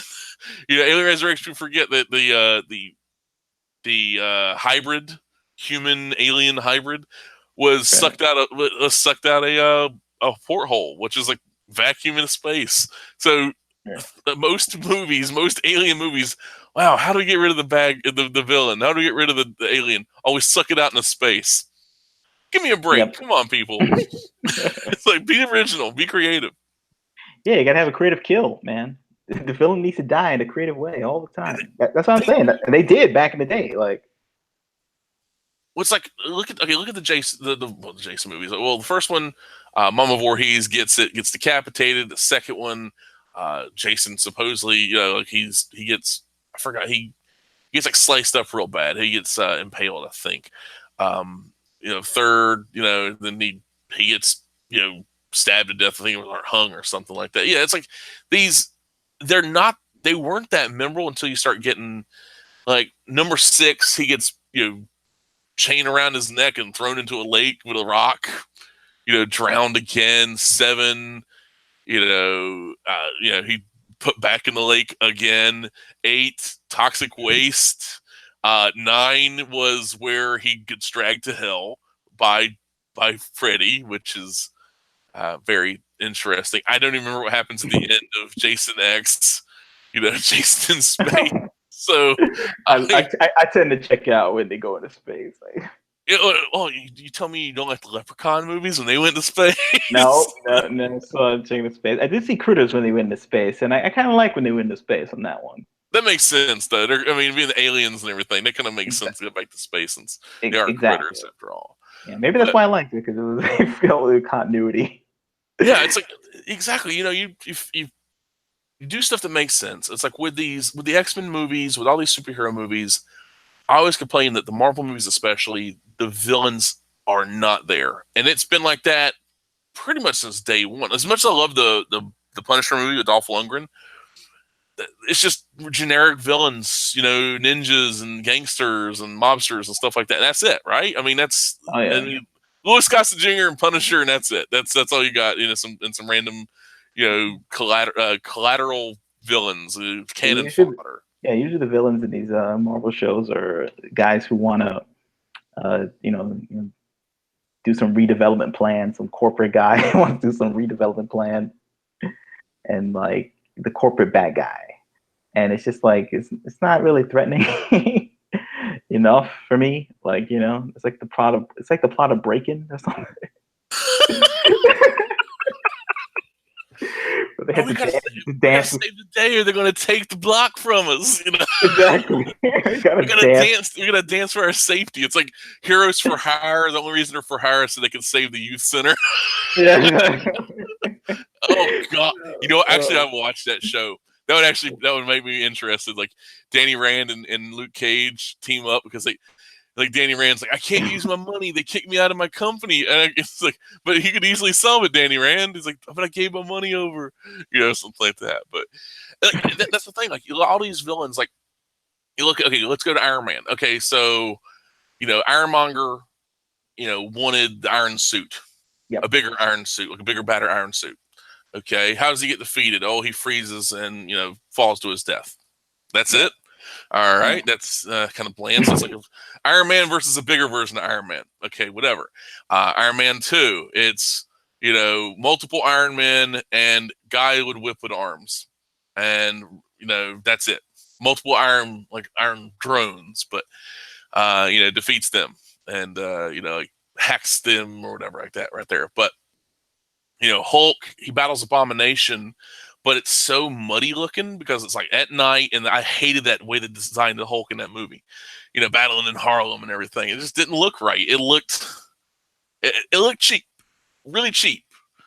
I mean, I know a lot of people love that Incredible Hulk movie, but it's had the same problem the other Hulk movie did.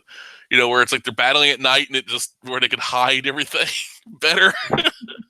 It didn't work. And Captain America, you had Red Skull, which is great. You had Hugo Weaving just chewing the scenery as Red Skull, worked perfectly.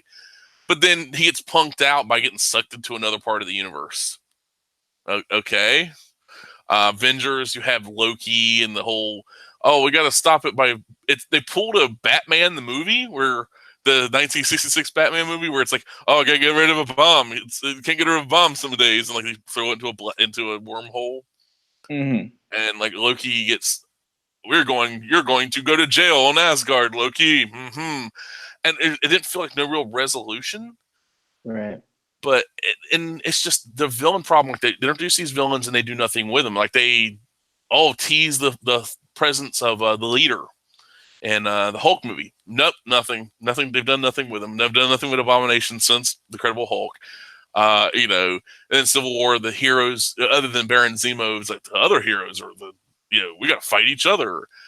They killed Ronan and Guardians of the Galaxy. They killed him off, and it's just there's no like the one that comes to mind, and it's not a Marvel movie, but Zod, General Zod from. I'm saying the one from Man of Steel. A lot of people say Terrence Stamp, but Terrence Stamp, Houston. It was great for the time, but Zod, like there was a Zod in Man of Steel was a threat. He was scary. It's like this guy would kill you. He looks like he would kill you. And it works. It's like it's got the idea and that rage and anger, and it works. Like you feel the reasons. Like I was locked up. Like why didn't really show? Like they just tell you like, oh, he was going into the Phantom Zone for his crimes. The Kryptonian criminals, and Yeah, it works for 1980. It's like the 80s and everything, but that's about it. yeah. But Stamp is cool though. I mean, like his voice, he Yeah. was cool. I dug it. But like you look at Zemo, like I just gotta go back to this guy. Like he's at the end explaining his backstory to Black Panther in the snow at the end. It's like, what is this? Like it's the fighting. This guy's not bad. He's just like, kind of misunderstood. He just, you feel like if they all just had a chat, they could get over their, they wouldn't have to have all the Civil War stuff going on. That's how that feels like, they could have got Zemo and Captain America to talk and say, hey, blah, blah, blah. They could work it out. I don't know. What did you think of him? Like, I don't know why I keep picking on this guy. I think he's a lame villain. I think they needed somebody. They needed like Zemo from the comics. Zemo from the comics, his face is all burned off. He wears a mask.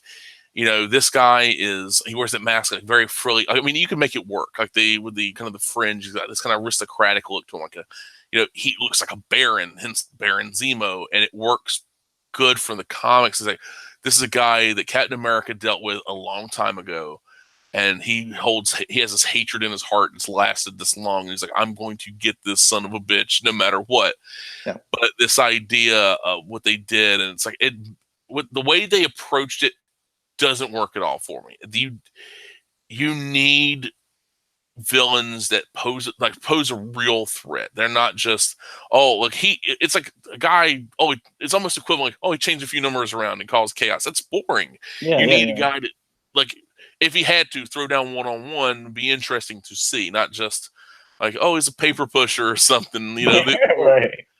But yeah, it's like it doesn't quite work. I mean, hell, Nuclear Man from Quest for Peace, Superman 4 Quest for Peace is a better villain than Zemo. Yeah, must destroy Superman. It's just like with the nuclear fingernails, and he basically almost kills Superman, by cutting his neck. Like that's how badass he is.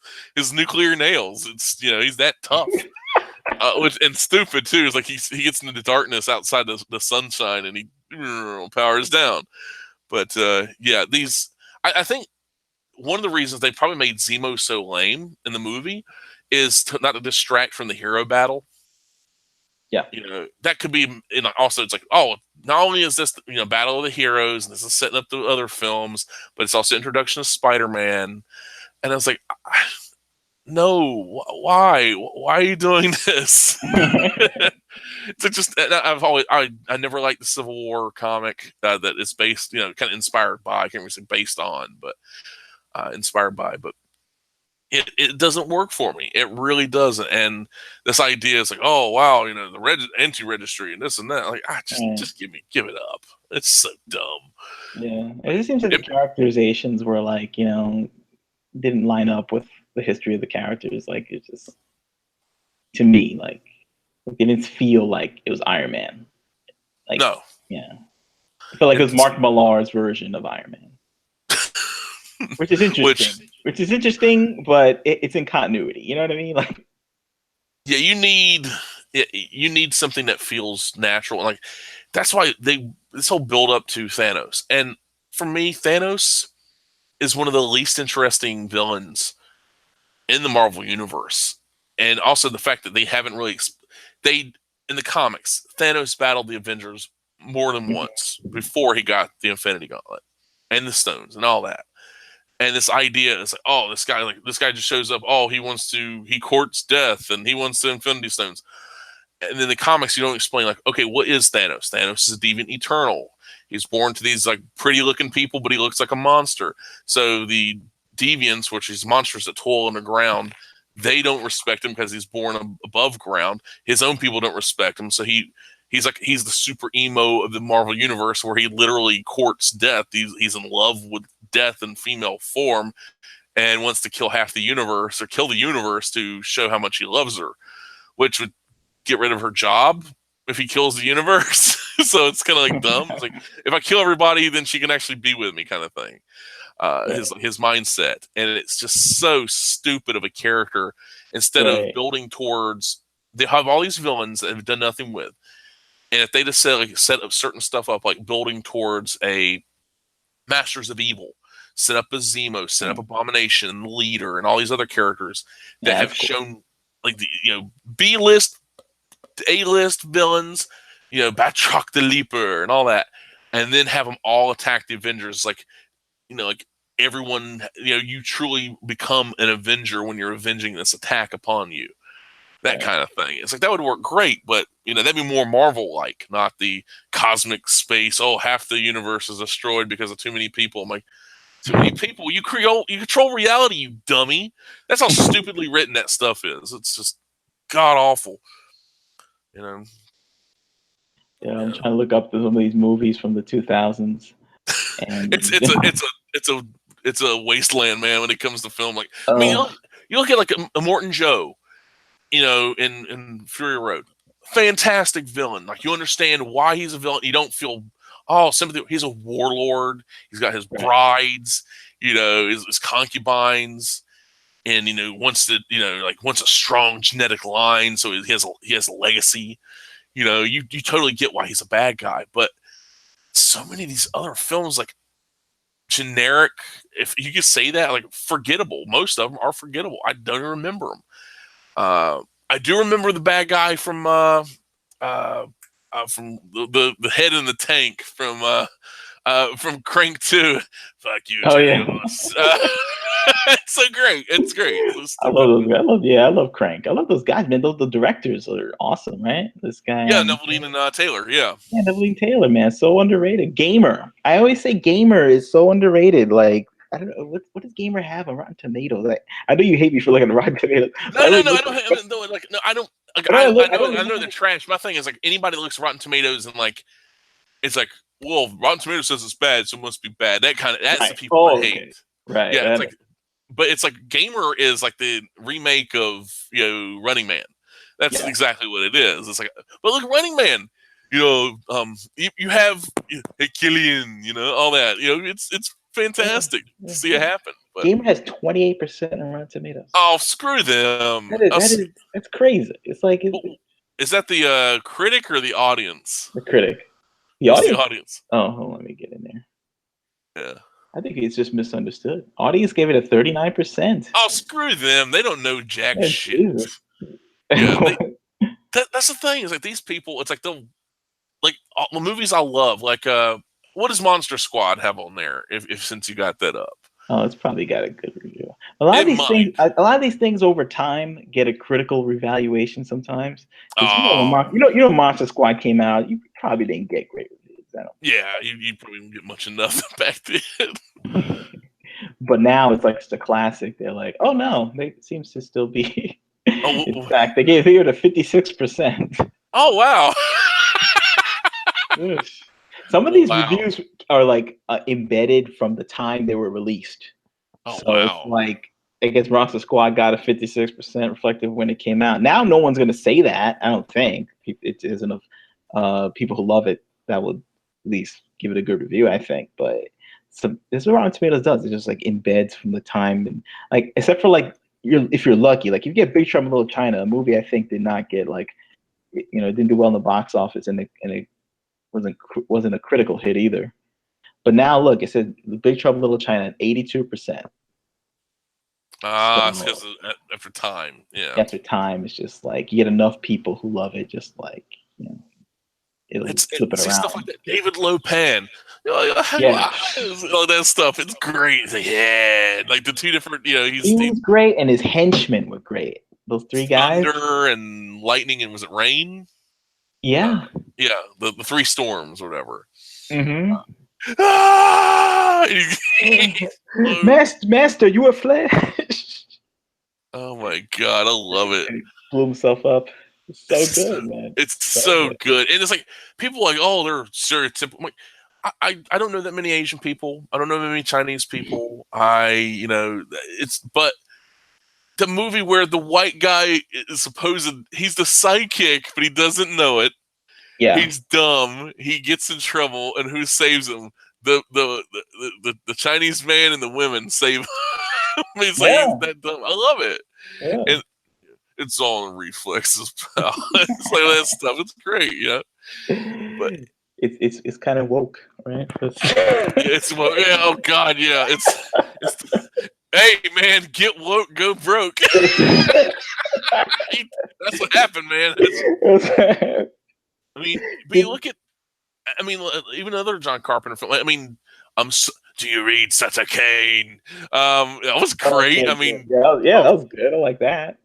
That was cool. It's so good. It was like and of course bombed. Just like every other John Carpenter film. Poor guy. I think the only success was Halloween. That was like his only success. Like everything else is just utterly bombing, and it's like I feel bad because like there's so many good movies, and I think Escape from New York made dough. That made dough. Christine too. Christine. Oh, and Starman. Starman was made enough to spawn a TV show. Yep, you're right. You're right. There was more than one. I keep forgetting he made so many different movies, but it's like you look at like Charles Martin Smith was in Starman. He was also in Untouchables with Kevin Costner and everything. And I'm not the biggest De Niro fan. I'm not like De Niro is the greatest thing ever. It's like he does like that's his MO. But him as Capone, like that was a great role. That was a great villain role. That, and also Max Cady in the Cape Fear. Oh, yep. Yeah, he's good. He's a good actor, man. I think like after Heat, him, Pacino, he could have done without a lot, except for Casino. The Casino was awesome. Oh, Casino was great. Oh, with Pesci. Oh my, and oh God, Sharon Stone in that movie. So good, dude. I've never met Sharon Stone. She might be a nice woman. I don't know, because I watched I watched that Electric Boogaloo documentary, the one the Canon Films documentary, Electric Boogaloo. Yeah. And she did that Alan Quartermain movies with Richard Chamberlain. Yeah. And they said everybody hated her so much. There's a scene where she's got to get this like big old thing of milk, and that the extras, they hated her so much because she was such a diva on set. They pissed in the milk before she got into it. It's like they hated her so much, and she was like, something's off with this. Does this milk go bad? Yikes. Yeah, they hated her that much. Like, oh, good God Almighty. Tough stuff. But she's villainous, man. Basic Instinct. She was bad. She was a bad lady. Yeah. She's a bad bitch. Yeah. But James Woods too in that movie. Holy God, he was so good. Because I'd seen him in Casino. I'd seen him in Contact. He was great in Contact. And he was like bureaucratic, just dickhead. He's like he was like the evolved form of Walter Peck from Ghostbusters. Mm-hmm. It's like the evolved form of that. It's like you got Charmander and Charizard. He's the Charizard of Walter Peck. But he was also good in everything. He's good in everything. Oh yeah, William Atherton, or both William Atherton and both, and James Woods. But William Atherton in Real Science. I mean, Real Genius. Sorry, Real Genius. Yeah. But God, Space Death Laser for the government. It's so good. I saw it the other day too. It's so good. What you saw? You saw the movie the other day. Real Genius, yeah. Okay, I'm about to say you saw him the other day. It's like, he's on the streets. He's just chilling. He's just chilling. It's like, yo, what's up, Billy? Billy Addison, what's going on, man? Right, this man has no dick. Yeah. Yo, man, this man has no dick. Oh. We're gonna call. We're gonna call a dick doctor. Oh. I stuff like that. Like, I mean, you still know who he is, man. That guy can go with Comic-Con and get mobbed, right? Every day. Well, you can go to Comic-Con with Ernie Hudson and talk about Pokemon cards. What? Oh god, there's a video. It's like Ernie Hudson at like a Comic Con talking about Pokemon or something. It was really weird. It was like, and you He's get a this. fan of them. It's like he was some interview or something. It was so random. It was I think it was everything is from this site or YouTube channel called Everything Is Terrible, Mhm. and it has like these like weird clips, and it's like one of them's of Ernie Hudson talking about like Pokemon or Yu-Gi-Oh cards or something like that. It's so bizarre. It's like because he'll go to conventions like Ernie Hudson. I mean, he was great in The Substitute. I mean, Yeah, yeah, him and Mark Anthony are just killing it in The Substitute, like literally killing it because they were yeah. killing people. I mean, The you know, balls of that movie to have like he was in charge of the school, and they were like spoiler alert, like yeah. smuggling drugs in the school. It's just like such a wild flick, man. It's great though. I love that because I remember you did like was it National Teachers Day or something. You put like substitute like movies up, Yeah, all and of after them. one, it just give up. Just after the first one, just stop. I can't. I gotta say, Larry, I got a soft spot for part two. I got a soft a boy treat, a boy treat Williams. It was so good. It was Oh so my good. I mean, god! it's a come down from one, like in terms of the budget, but like it was like so. You had BD Wong playing a bad guy. I don't think he's ever played a bad guy. Oh, well, he's played the bad guy now, like Mr. Robot, but he was Oh, he was in really. which movie? He was in a movie or something. Where he playing a bad guy as well, wasn't he? Oh no, you're right. You're right. It was Mr. Robot. I was thinking it was a movie or something. Okay. Well, you say Yeah. he plays the bad guy in that Jurassic World or whatever. He's like creating dinos and killing people, but like he's responsible for that shit. But it's just so weird to see that happen. Like like, especially a movie like that. Like oh, drugs in the schools and all that. But it was so well done, and I just oh god, it was fun. Like and that's another thing. It's like that was like a mid-level movie. That wasn't like an A or a No, direct to DVD. It was like mid-level. You don't get those no more. no. It's either multi-$100 million film or like direct to Netflix shit. Exactly. They're all bad on Netflix. Like those straight to video. It's straight to video, but it's like at least back in the day. You know what's better? Straight to video was better back in the day. Yeah, yeah. Yeah. You look at what was those like what was was it the was it the missionary no sorry the Minion. The Minion, starring Dolph Lundgren, where he plays like ex like KGB Spetsnaz dude, or he's ex Spetsnaz, but he's with the church. He's with this holy order where he wears a special glove and he punches demons, and demons like he kills the demons. The demons possess people. They're looking for the last key to the gateway to hell.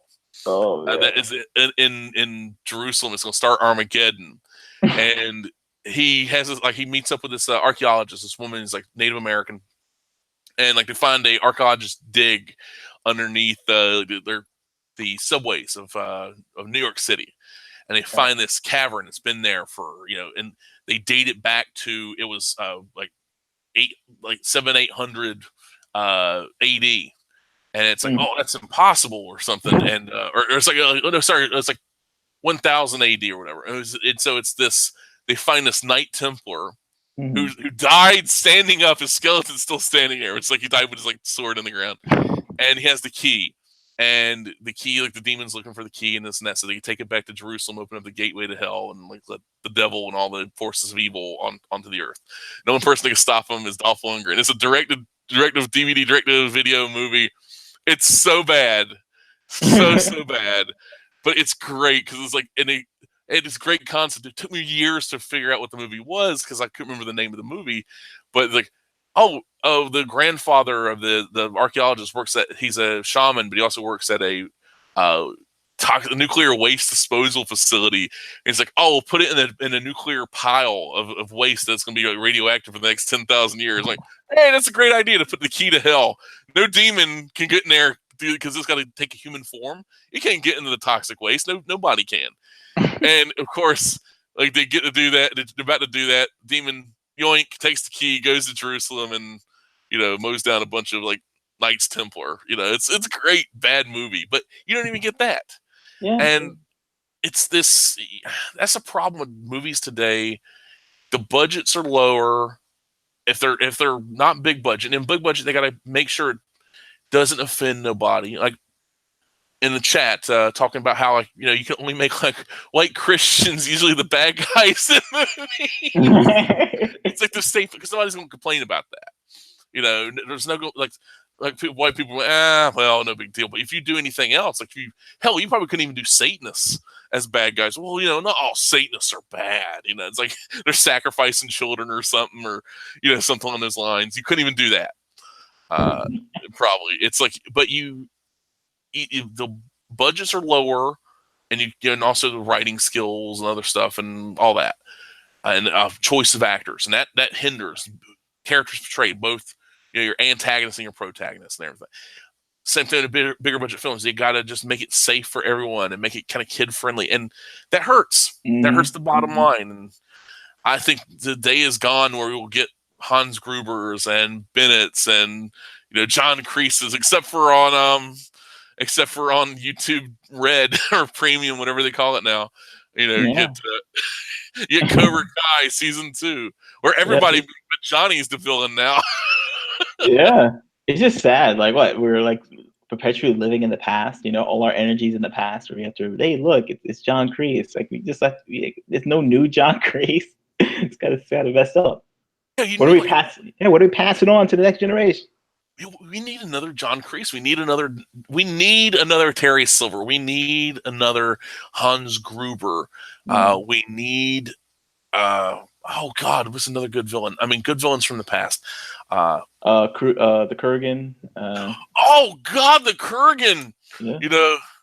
Got something to say. It's better to burn out than to fade away. I love it. It's like he's such an evil son of a bitch. He's like low life. Yeah. Oh God, the low life, the scumbag. He's like, killing hookers. He's like stab people. He goes into church and he puts out all the candles. He's like provoking a fight on holy ground, even though he ain't supposed to. And oh my God, he's so good. And like Clancy Brown's one of those guys. He just got pigeonholed as like the bad guy. Yeah. And it's so unfortunate because I mean, like the guy had so much potential, but he did such a great job. Oh yeah. In the Superman animated series, with him voicing Lex Luthor. I mean, dear God, he killed it. Mm-hmm. And it's like that right there.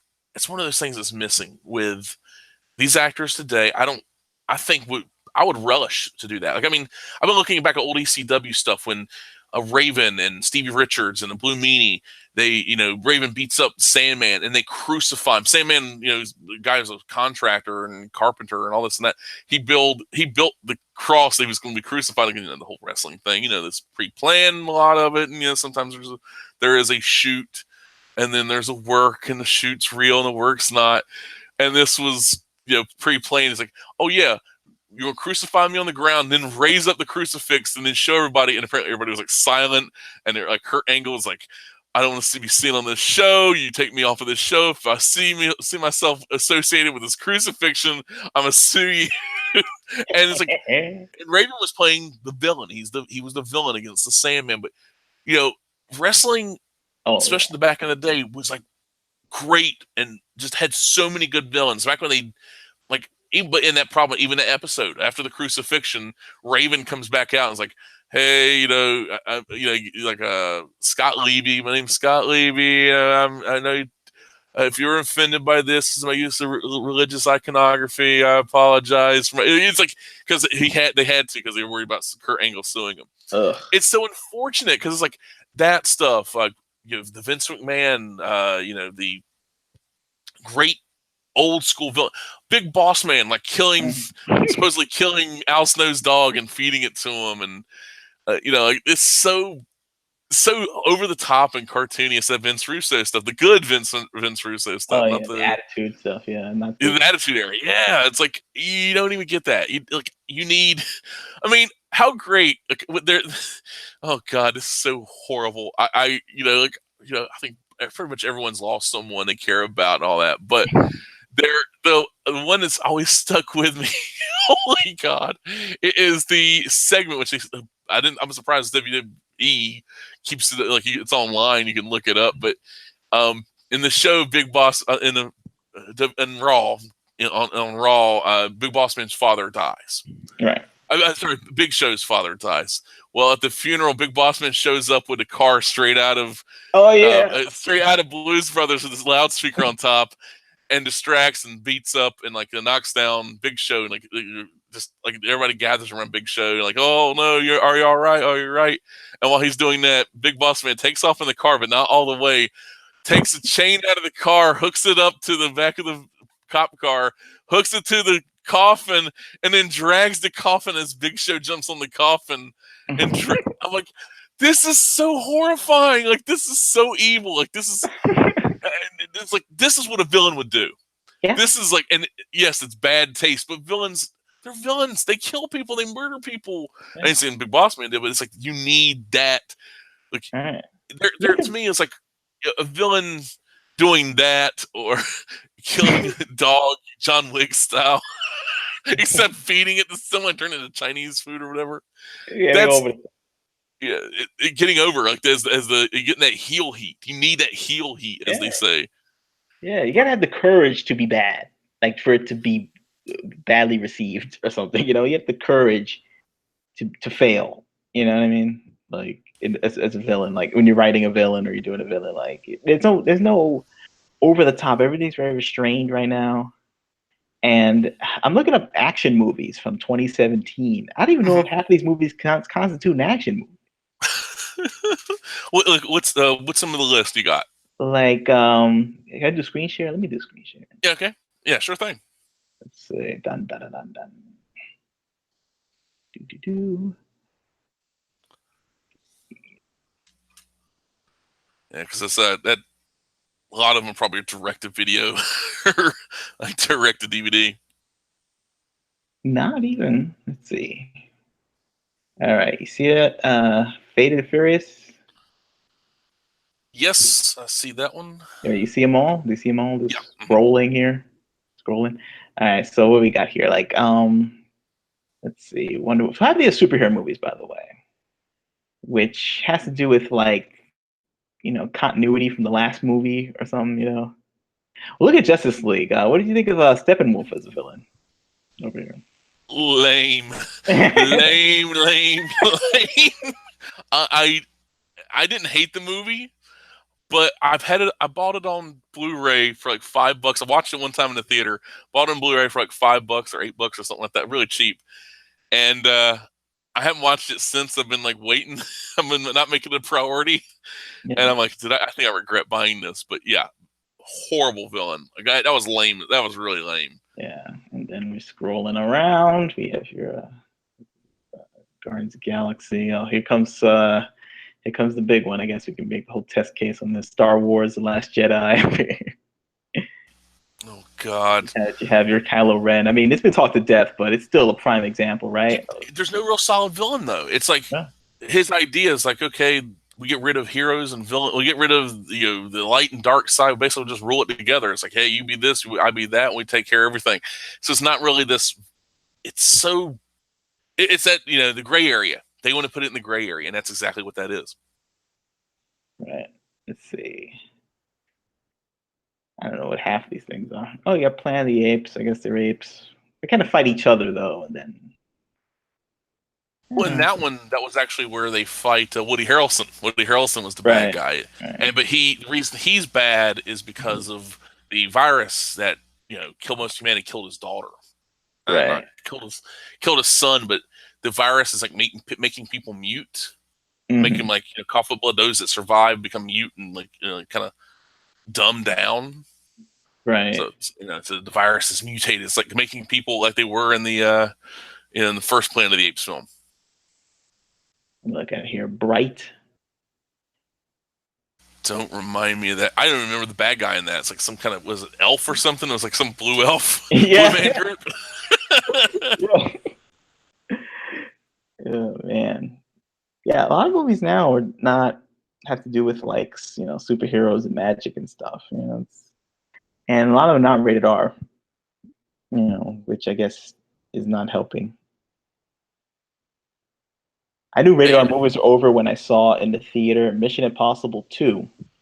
No, Mission Impossible. Yeah, Mission Impossible 2 with John Woo one where it was Oh yeah, the one that's really not that good. yeah. And we all had such high hopes for John Woo, you know what I mean? And in the beginning, like it looked like there was a scene where the bad guy he kills the this person sitting in the air in an airplane sitting down, and he like cracks his neck, and you don't hear the crack or anything. It was like a rumple of clothes almost. And I was like, what the hell am I watching? And then I was like, oh, this is PG-13. But even in PG-13, you'd hear like the cracking of bones and stuff. They were getting really like when it hit 2000, they were like, this is a PG-13 movie, and it cannot be like a rated R movie. And it was like, oh man, it's rough. They neutered John Woo. Like, They chickened out. They really chickened out with that stuff. Like American John Woo, I like Broken Arrow because of how bad it is. It's like that bad good movie. It's like on the same level as like Street Fighter for me. And it's like you got John Travolta playing, Deacons, and everything like that. And he's this, over the top bad guy. He's like scene chewing and everything. I want the nuke, someone, ransom and all this, and that's so bad. But yeah, it's like you're talking about these. They neuter these films, and it hurts. And it's just like a combination. It's the neutering of the neutering of the budgets and the ballooning of the budgets, because it seems like, oh yeah, that's great. Oh, you got a lot more money. You do. I bet no, because more money means more risk, which means more people might get offended, which we don't need court controversy. Let's not take no chance. but what is the offense that people are gonna take? I don't know. Like, it's too violent, or it's like what is he? Too offensive, I think. Because like, look, I mean, if you wanted to be honest, like, I mean, with video games, like one of the characters, one of the people I put up for the part of the art for the show, and there is a character, which is one of the few. Like, he's not the main bad guy, but he's one of them with Imran Zakayev, the guy with missing the arm from Modern Warfare, the original one. Mm-hmm. And he is one of those characters where the game starts out, you see two guys, one in a tracksuit, one like Arab gear, roll up, taking the president Al-Fluani to this courthouse or the square, so he gets his brains blown out on live television. And Zakayev is like this, always you're hunting him down. He's hunting you down, and he's about to blow your. He's already shot your buddies, and you're about to shoot you, and then he finally gets his comeuppance when you shoot him. Like, he turns around, like, huh, and then boom, it's like one of those fantastic moments. But it just doesn't it just doesn't work for me. It really doesn't. It doesn't work for me when they don't give that oomph. And it's like, it's one of those, it's unfortunate because he has a presence, but it's like, okay, he's like really known for, he kind of looks like Lennon, but he's missing an arm. He's got a leather jacket. So it's like, and his son has a tracksuit. He's like, his son's basically the bad guy from Behind Enemy Lines. The Nico Bellic looking guy from Behind Enemy Lines. Hey, cousins, go bowling. Underrated movie, but exactly. Like, Owen Wilson playing a hero and playing a main role. He's not going whoa, whoa, whoa. Which is really nice. But games. I mean, you got Ridley from the from the Metroid series, and all the generic bad guys from the Call of Duty series for the most part. Metal Gear Solid, hell, even Metal Gear Rising Revengeance with the nano machine, son. How that. So, I mean, I love it. I mean, Virgil, Jester, from the Devil May Cry series. I mean, great stuff. But I really think they could go better. I mean, even the games can do better too. So I don't know. I mean, but now it's like, they're focusing on, like so many games are open world. So like, oh, well, we got villains here. Not really. Everything's so open world. Like the true villain is the open world game itself. Do this, do this fetch quest, run here, go there. But right, it's not, and it's like not story based as much. Like, it could be like, hey, kill this or don't. Yeah. It's just, yeah, exactly. Yeah, we need better. We deserve better. We should demand better. That's why when I do villains, I want them to be good villains. I want, unless they're like cannon fodder, because every story you need the best villain ever. You sometimes need a serviceable foil for your heroine or hero. So that's the best way I go about it. And I know with Red, with being this where the state, these PMCs and the state, very Deus Ex, a little bit Metal Gear Solid thrown in there as well. It's like, I love it. It's great. Oh, thanks. Too. Links in the description, people. So there's no excuse. I did all the homework for you. You don't have to, you just go pick it up. Go to the website, check it out, check out sample, and you can pick it up. So yeah, we'll have to talk about that, I guess, because I'm sure you got a lot of questions about what about that book and stuff in the book. Because they got volume 2 working on right now, and so we're going to get more exploration into the world itself. Correct? Yep, we're going to get explanation and work and follow up on the characters. And this one's going to have a lot of action. Like I'm drawing it right now. I got like a bike chase going on right now. Nice. I love the action in the first volume, because that was one of those things. Like I've seen action done in a lot of American comics, but you were able to blend it where it didn't feel like you were just like copying and pasting something from a manga. You were like, it felt the best way to describe it was like very over the top storyboards for a film I'd never seen before.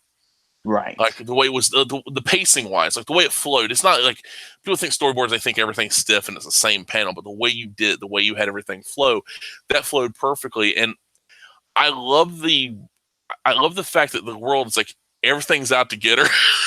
yeah. And it's like, just you can't catch a break. That should be like the tag, like, just can't catch a break. Yeah, it's like I was going with the conspiracy angle, because like I have like this backlog of conspiracy theories just being on looking at YouTube, and I find that stuff interesting. It's fascinating. Like I don't believe it, I don't believe half of it, but there are some facts in there that are things that happen to be true and were later proved to be true. And when you're doing a story about conspiracy, the world is out to get you. so I have to like live up to that. I have to go into that. Yeah, you really need to dive in, and so we'll get more of that, right? Yeah. We get into the world of the because in the story it's like a lot of the world is like run by a secret society called the Orchid Society. So we'll get into that. We'll get into the terrorist groups and stuff and how they fit in. So instead of a giant owl named Moloch, it's a giant wolf, giant wolf statue. Actually, that would be kind of interesting right there. It actually makes a lot of sense. Right, and I do merge like the government and the corporations, like the corporatocracy, because usually which is how it is now. So as much as I love ordering stuff through Prime and having, being able to watch Teen Wolf whenever I want because Amazon Prime. Yeah. Amazon works with the U.S. government, NSA, the CIA, and all that stuff. They gather information for people. These are not just like, oh, they're innocuous. Oh, these are private companies. They're a part of the government. They're government contractors. They work for the government. So we pay for their services. We pay for our taxes go towards them. Sure. So they work for us. So really, if they try to say you can't say this, you can't do this, you work for me. At the end of the day.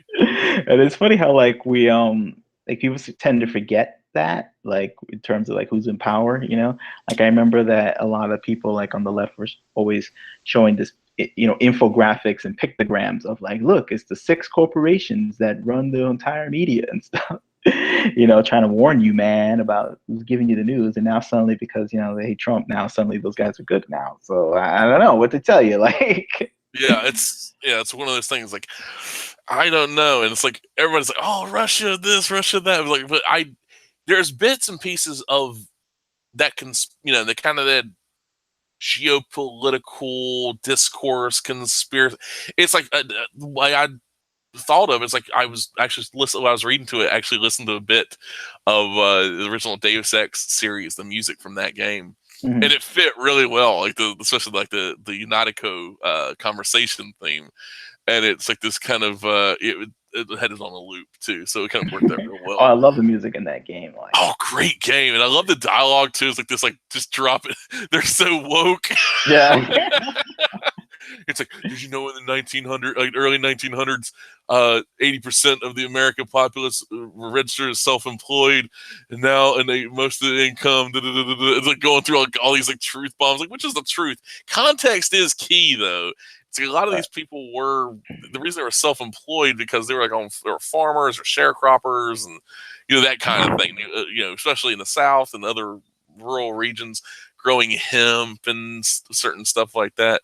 This is like things have changed since the modernization limits this and globalization, if you want to look at it that way. But it's just it was so funny. It's like, but I'm reading it and I some people would expect with a title like Red, a cyberpunk fairy tale, you'd expect some either cyber wolf would show up or a guy with like a wolf armor, kind of like a wolf samurai or something coming after her. Which I mean, that's like typical. You think that would happen, but right. It's a lot more sinister than that, and a lot more like nuanced. And that's another thing, which is funny considering how over the top and how like high gear you can make it, but it's not just some dumb. No. It's a lot more complicated than that, which is funny. It's like I honestly didn't expect that. Like it's funny. Like I'm not saying like, oh, I expected something dumb. I expected something maybe more along the lines of like I like Pat Lee. I'm a fan of Pat Lee. But with Dark Minds, it's very blunt. It's very straightforward. There's not really much nuance to it. There's much more nuance to Red, which is that's what surprised me. Because I was assuming it would be more like Dark Minds or something along those lines, but it wasn't. It was. That's funny. Like I never read Dark Minds. Kind of. I had one issue. So like, in what way was it different? Like in a way, like with Dark Minds, of course, it's got a lot more. It owes itself to kind of the neo-noir takes and everything. It's like like Ghost in the Shell, Blade Runner, even a little bit of Armitage 3 and stuff like along those lines. But where it has like a much more moody vibe, but it's like where if you look past it, it's kind of shallow in that regard. Like the characters don't really seem to be that well fleshed out. They feel like the best way to describe it, it feels like one of those it feels like a play, but all the characters, the sets, all of it's made of paper, so it's like 2D and very flat. And that's about it. And it's really unfortunate that's the case. Beautiful art though. That's why the Dark Minds, the Macropolis, which is the sequel series, which I found to be better done, but it's also got better art too because it's actually what's it, Joan Chen? It's not Joan Chen. Sorry, Joe Chen, but it's Chris Saraceni writing it. But yeah, it seemed much more evolved. Now Joe Chen does a lot of those covers, right? The covers for comics, but she also did a lot of work for Capcom, or Udon as well. A lot of the Street Fighter and Darkstalker stuff. Oh, those guys, those guys are great, man. Like, I was buying all those comics and like trying to study the color. Like, how did they do this? Like, I know it's like because looking at these, I mean, both Dark Minds books I got, Paradox and Macropolis, it's very similar in tone and even kind of look to your style, which I kind of love because it's like that common. That's not that common. There's a lot of common styles that the day that another show comes along that doesn't look like Steven Universe or Adventure Time or something along those lines, it would make me happy. Something another new style becomes popular because I'm so sick and tired of seeing that style. Yeah, I'm done. I'm done. It's like I went to back in 2015 was the last year I went to Small Press Expo in Bethesda, Maryland. And of course that's hipster central, and like 80%, it felt like 80% of the art there was either Adventure Time or Steven Universe inspired. And it made me I felt like I wanted to somebody take a drill and just make me give me a lobotomy. So don't mind this because it was that bad. Also, the smell was quite horrible. Not too many people believed in bathing and or deodorant, and it got packed into the tiny space. But yeah. Oh, jeez. But yeah, it's pretty rough. It is pretty rough. Yeah. But yeah, it's like, but these, I mean, I'm looking forward to more, and Yeah. I appreciate you coming on because we're running, it's been like 2.5 hours. So we're Yeah, going ahead and wrap it up, folks. yeah, we'll do another one where we talk more about it and stuff. And Yeah. just, You'll I don't talk want to more talk about it, topics. and, The villains, and I really do want to represent the villains, and you're gonna see a lot of villainry happening in the second issue. villain representation in Yes, Volume 2, correct? correct. All right. Well, thank you again, ladies and gentlemen. I appreciate you coming by. And until next time, this is Larry King and my guest, amazing guest as always, Daniel Velez. As you check in the description, links to our Twitter and the book itself. So there's no excuse. It's there, and you can pick it up at your leisure. Check out a little preview, and until next time. Signed copies, by the way. Signed copies, exactly. Signed copies, limited edition. You put it right next to your McGuire rookie card. So there's no excuse. There's no excuse, and you'll be supporting creator-owned work, which is always appreciated. And that's it for tonight. So thank you very much, and until next time, folks. We shall see you later.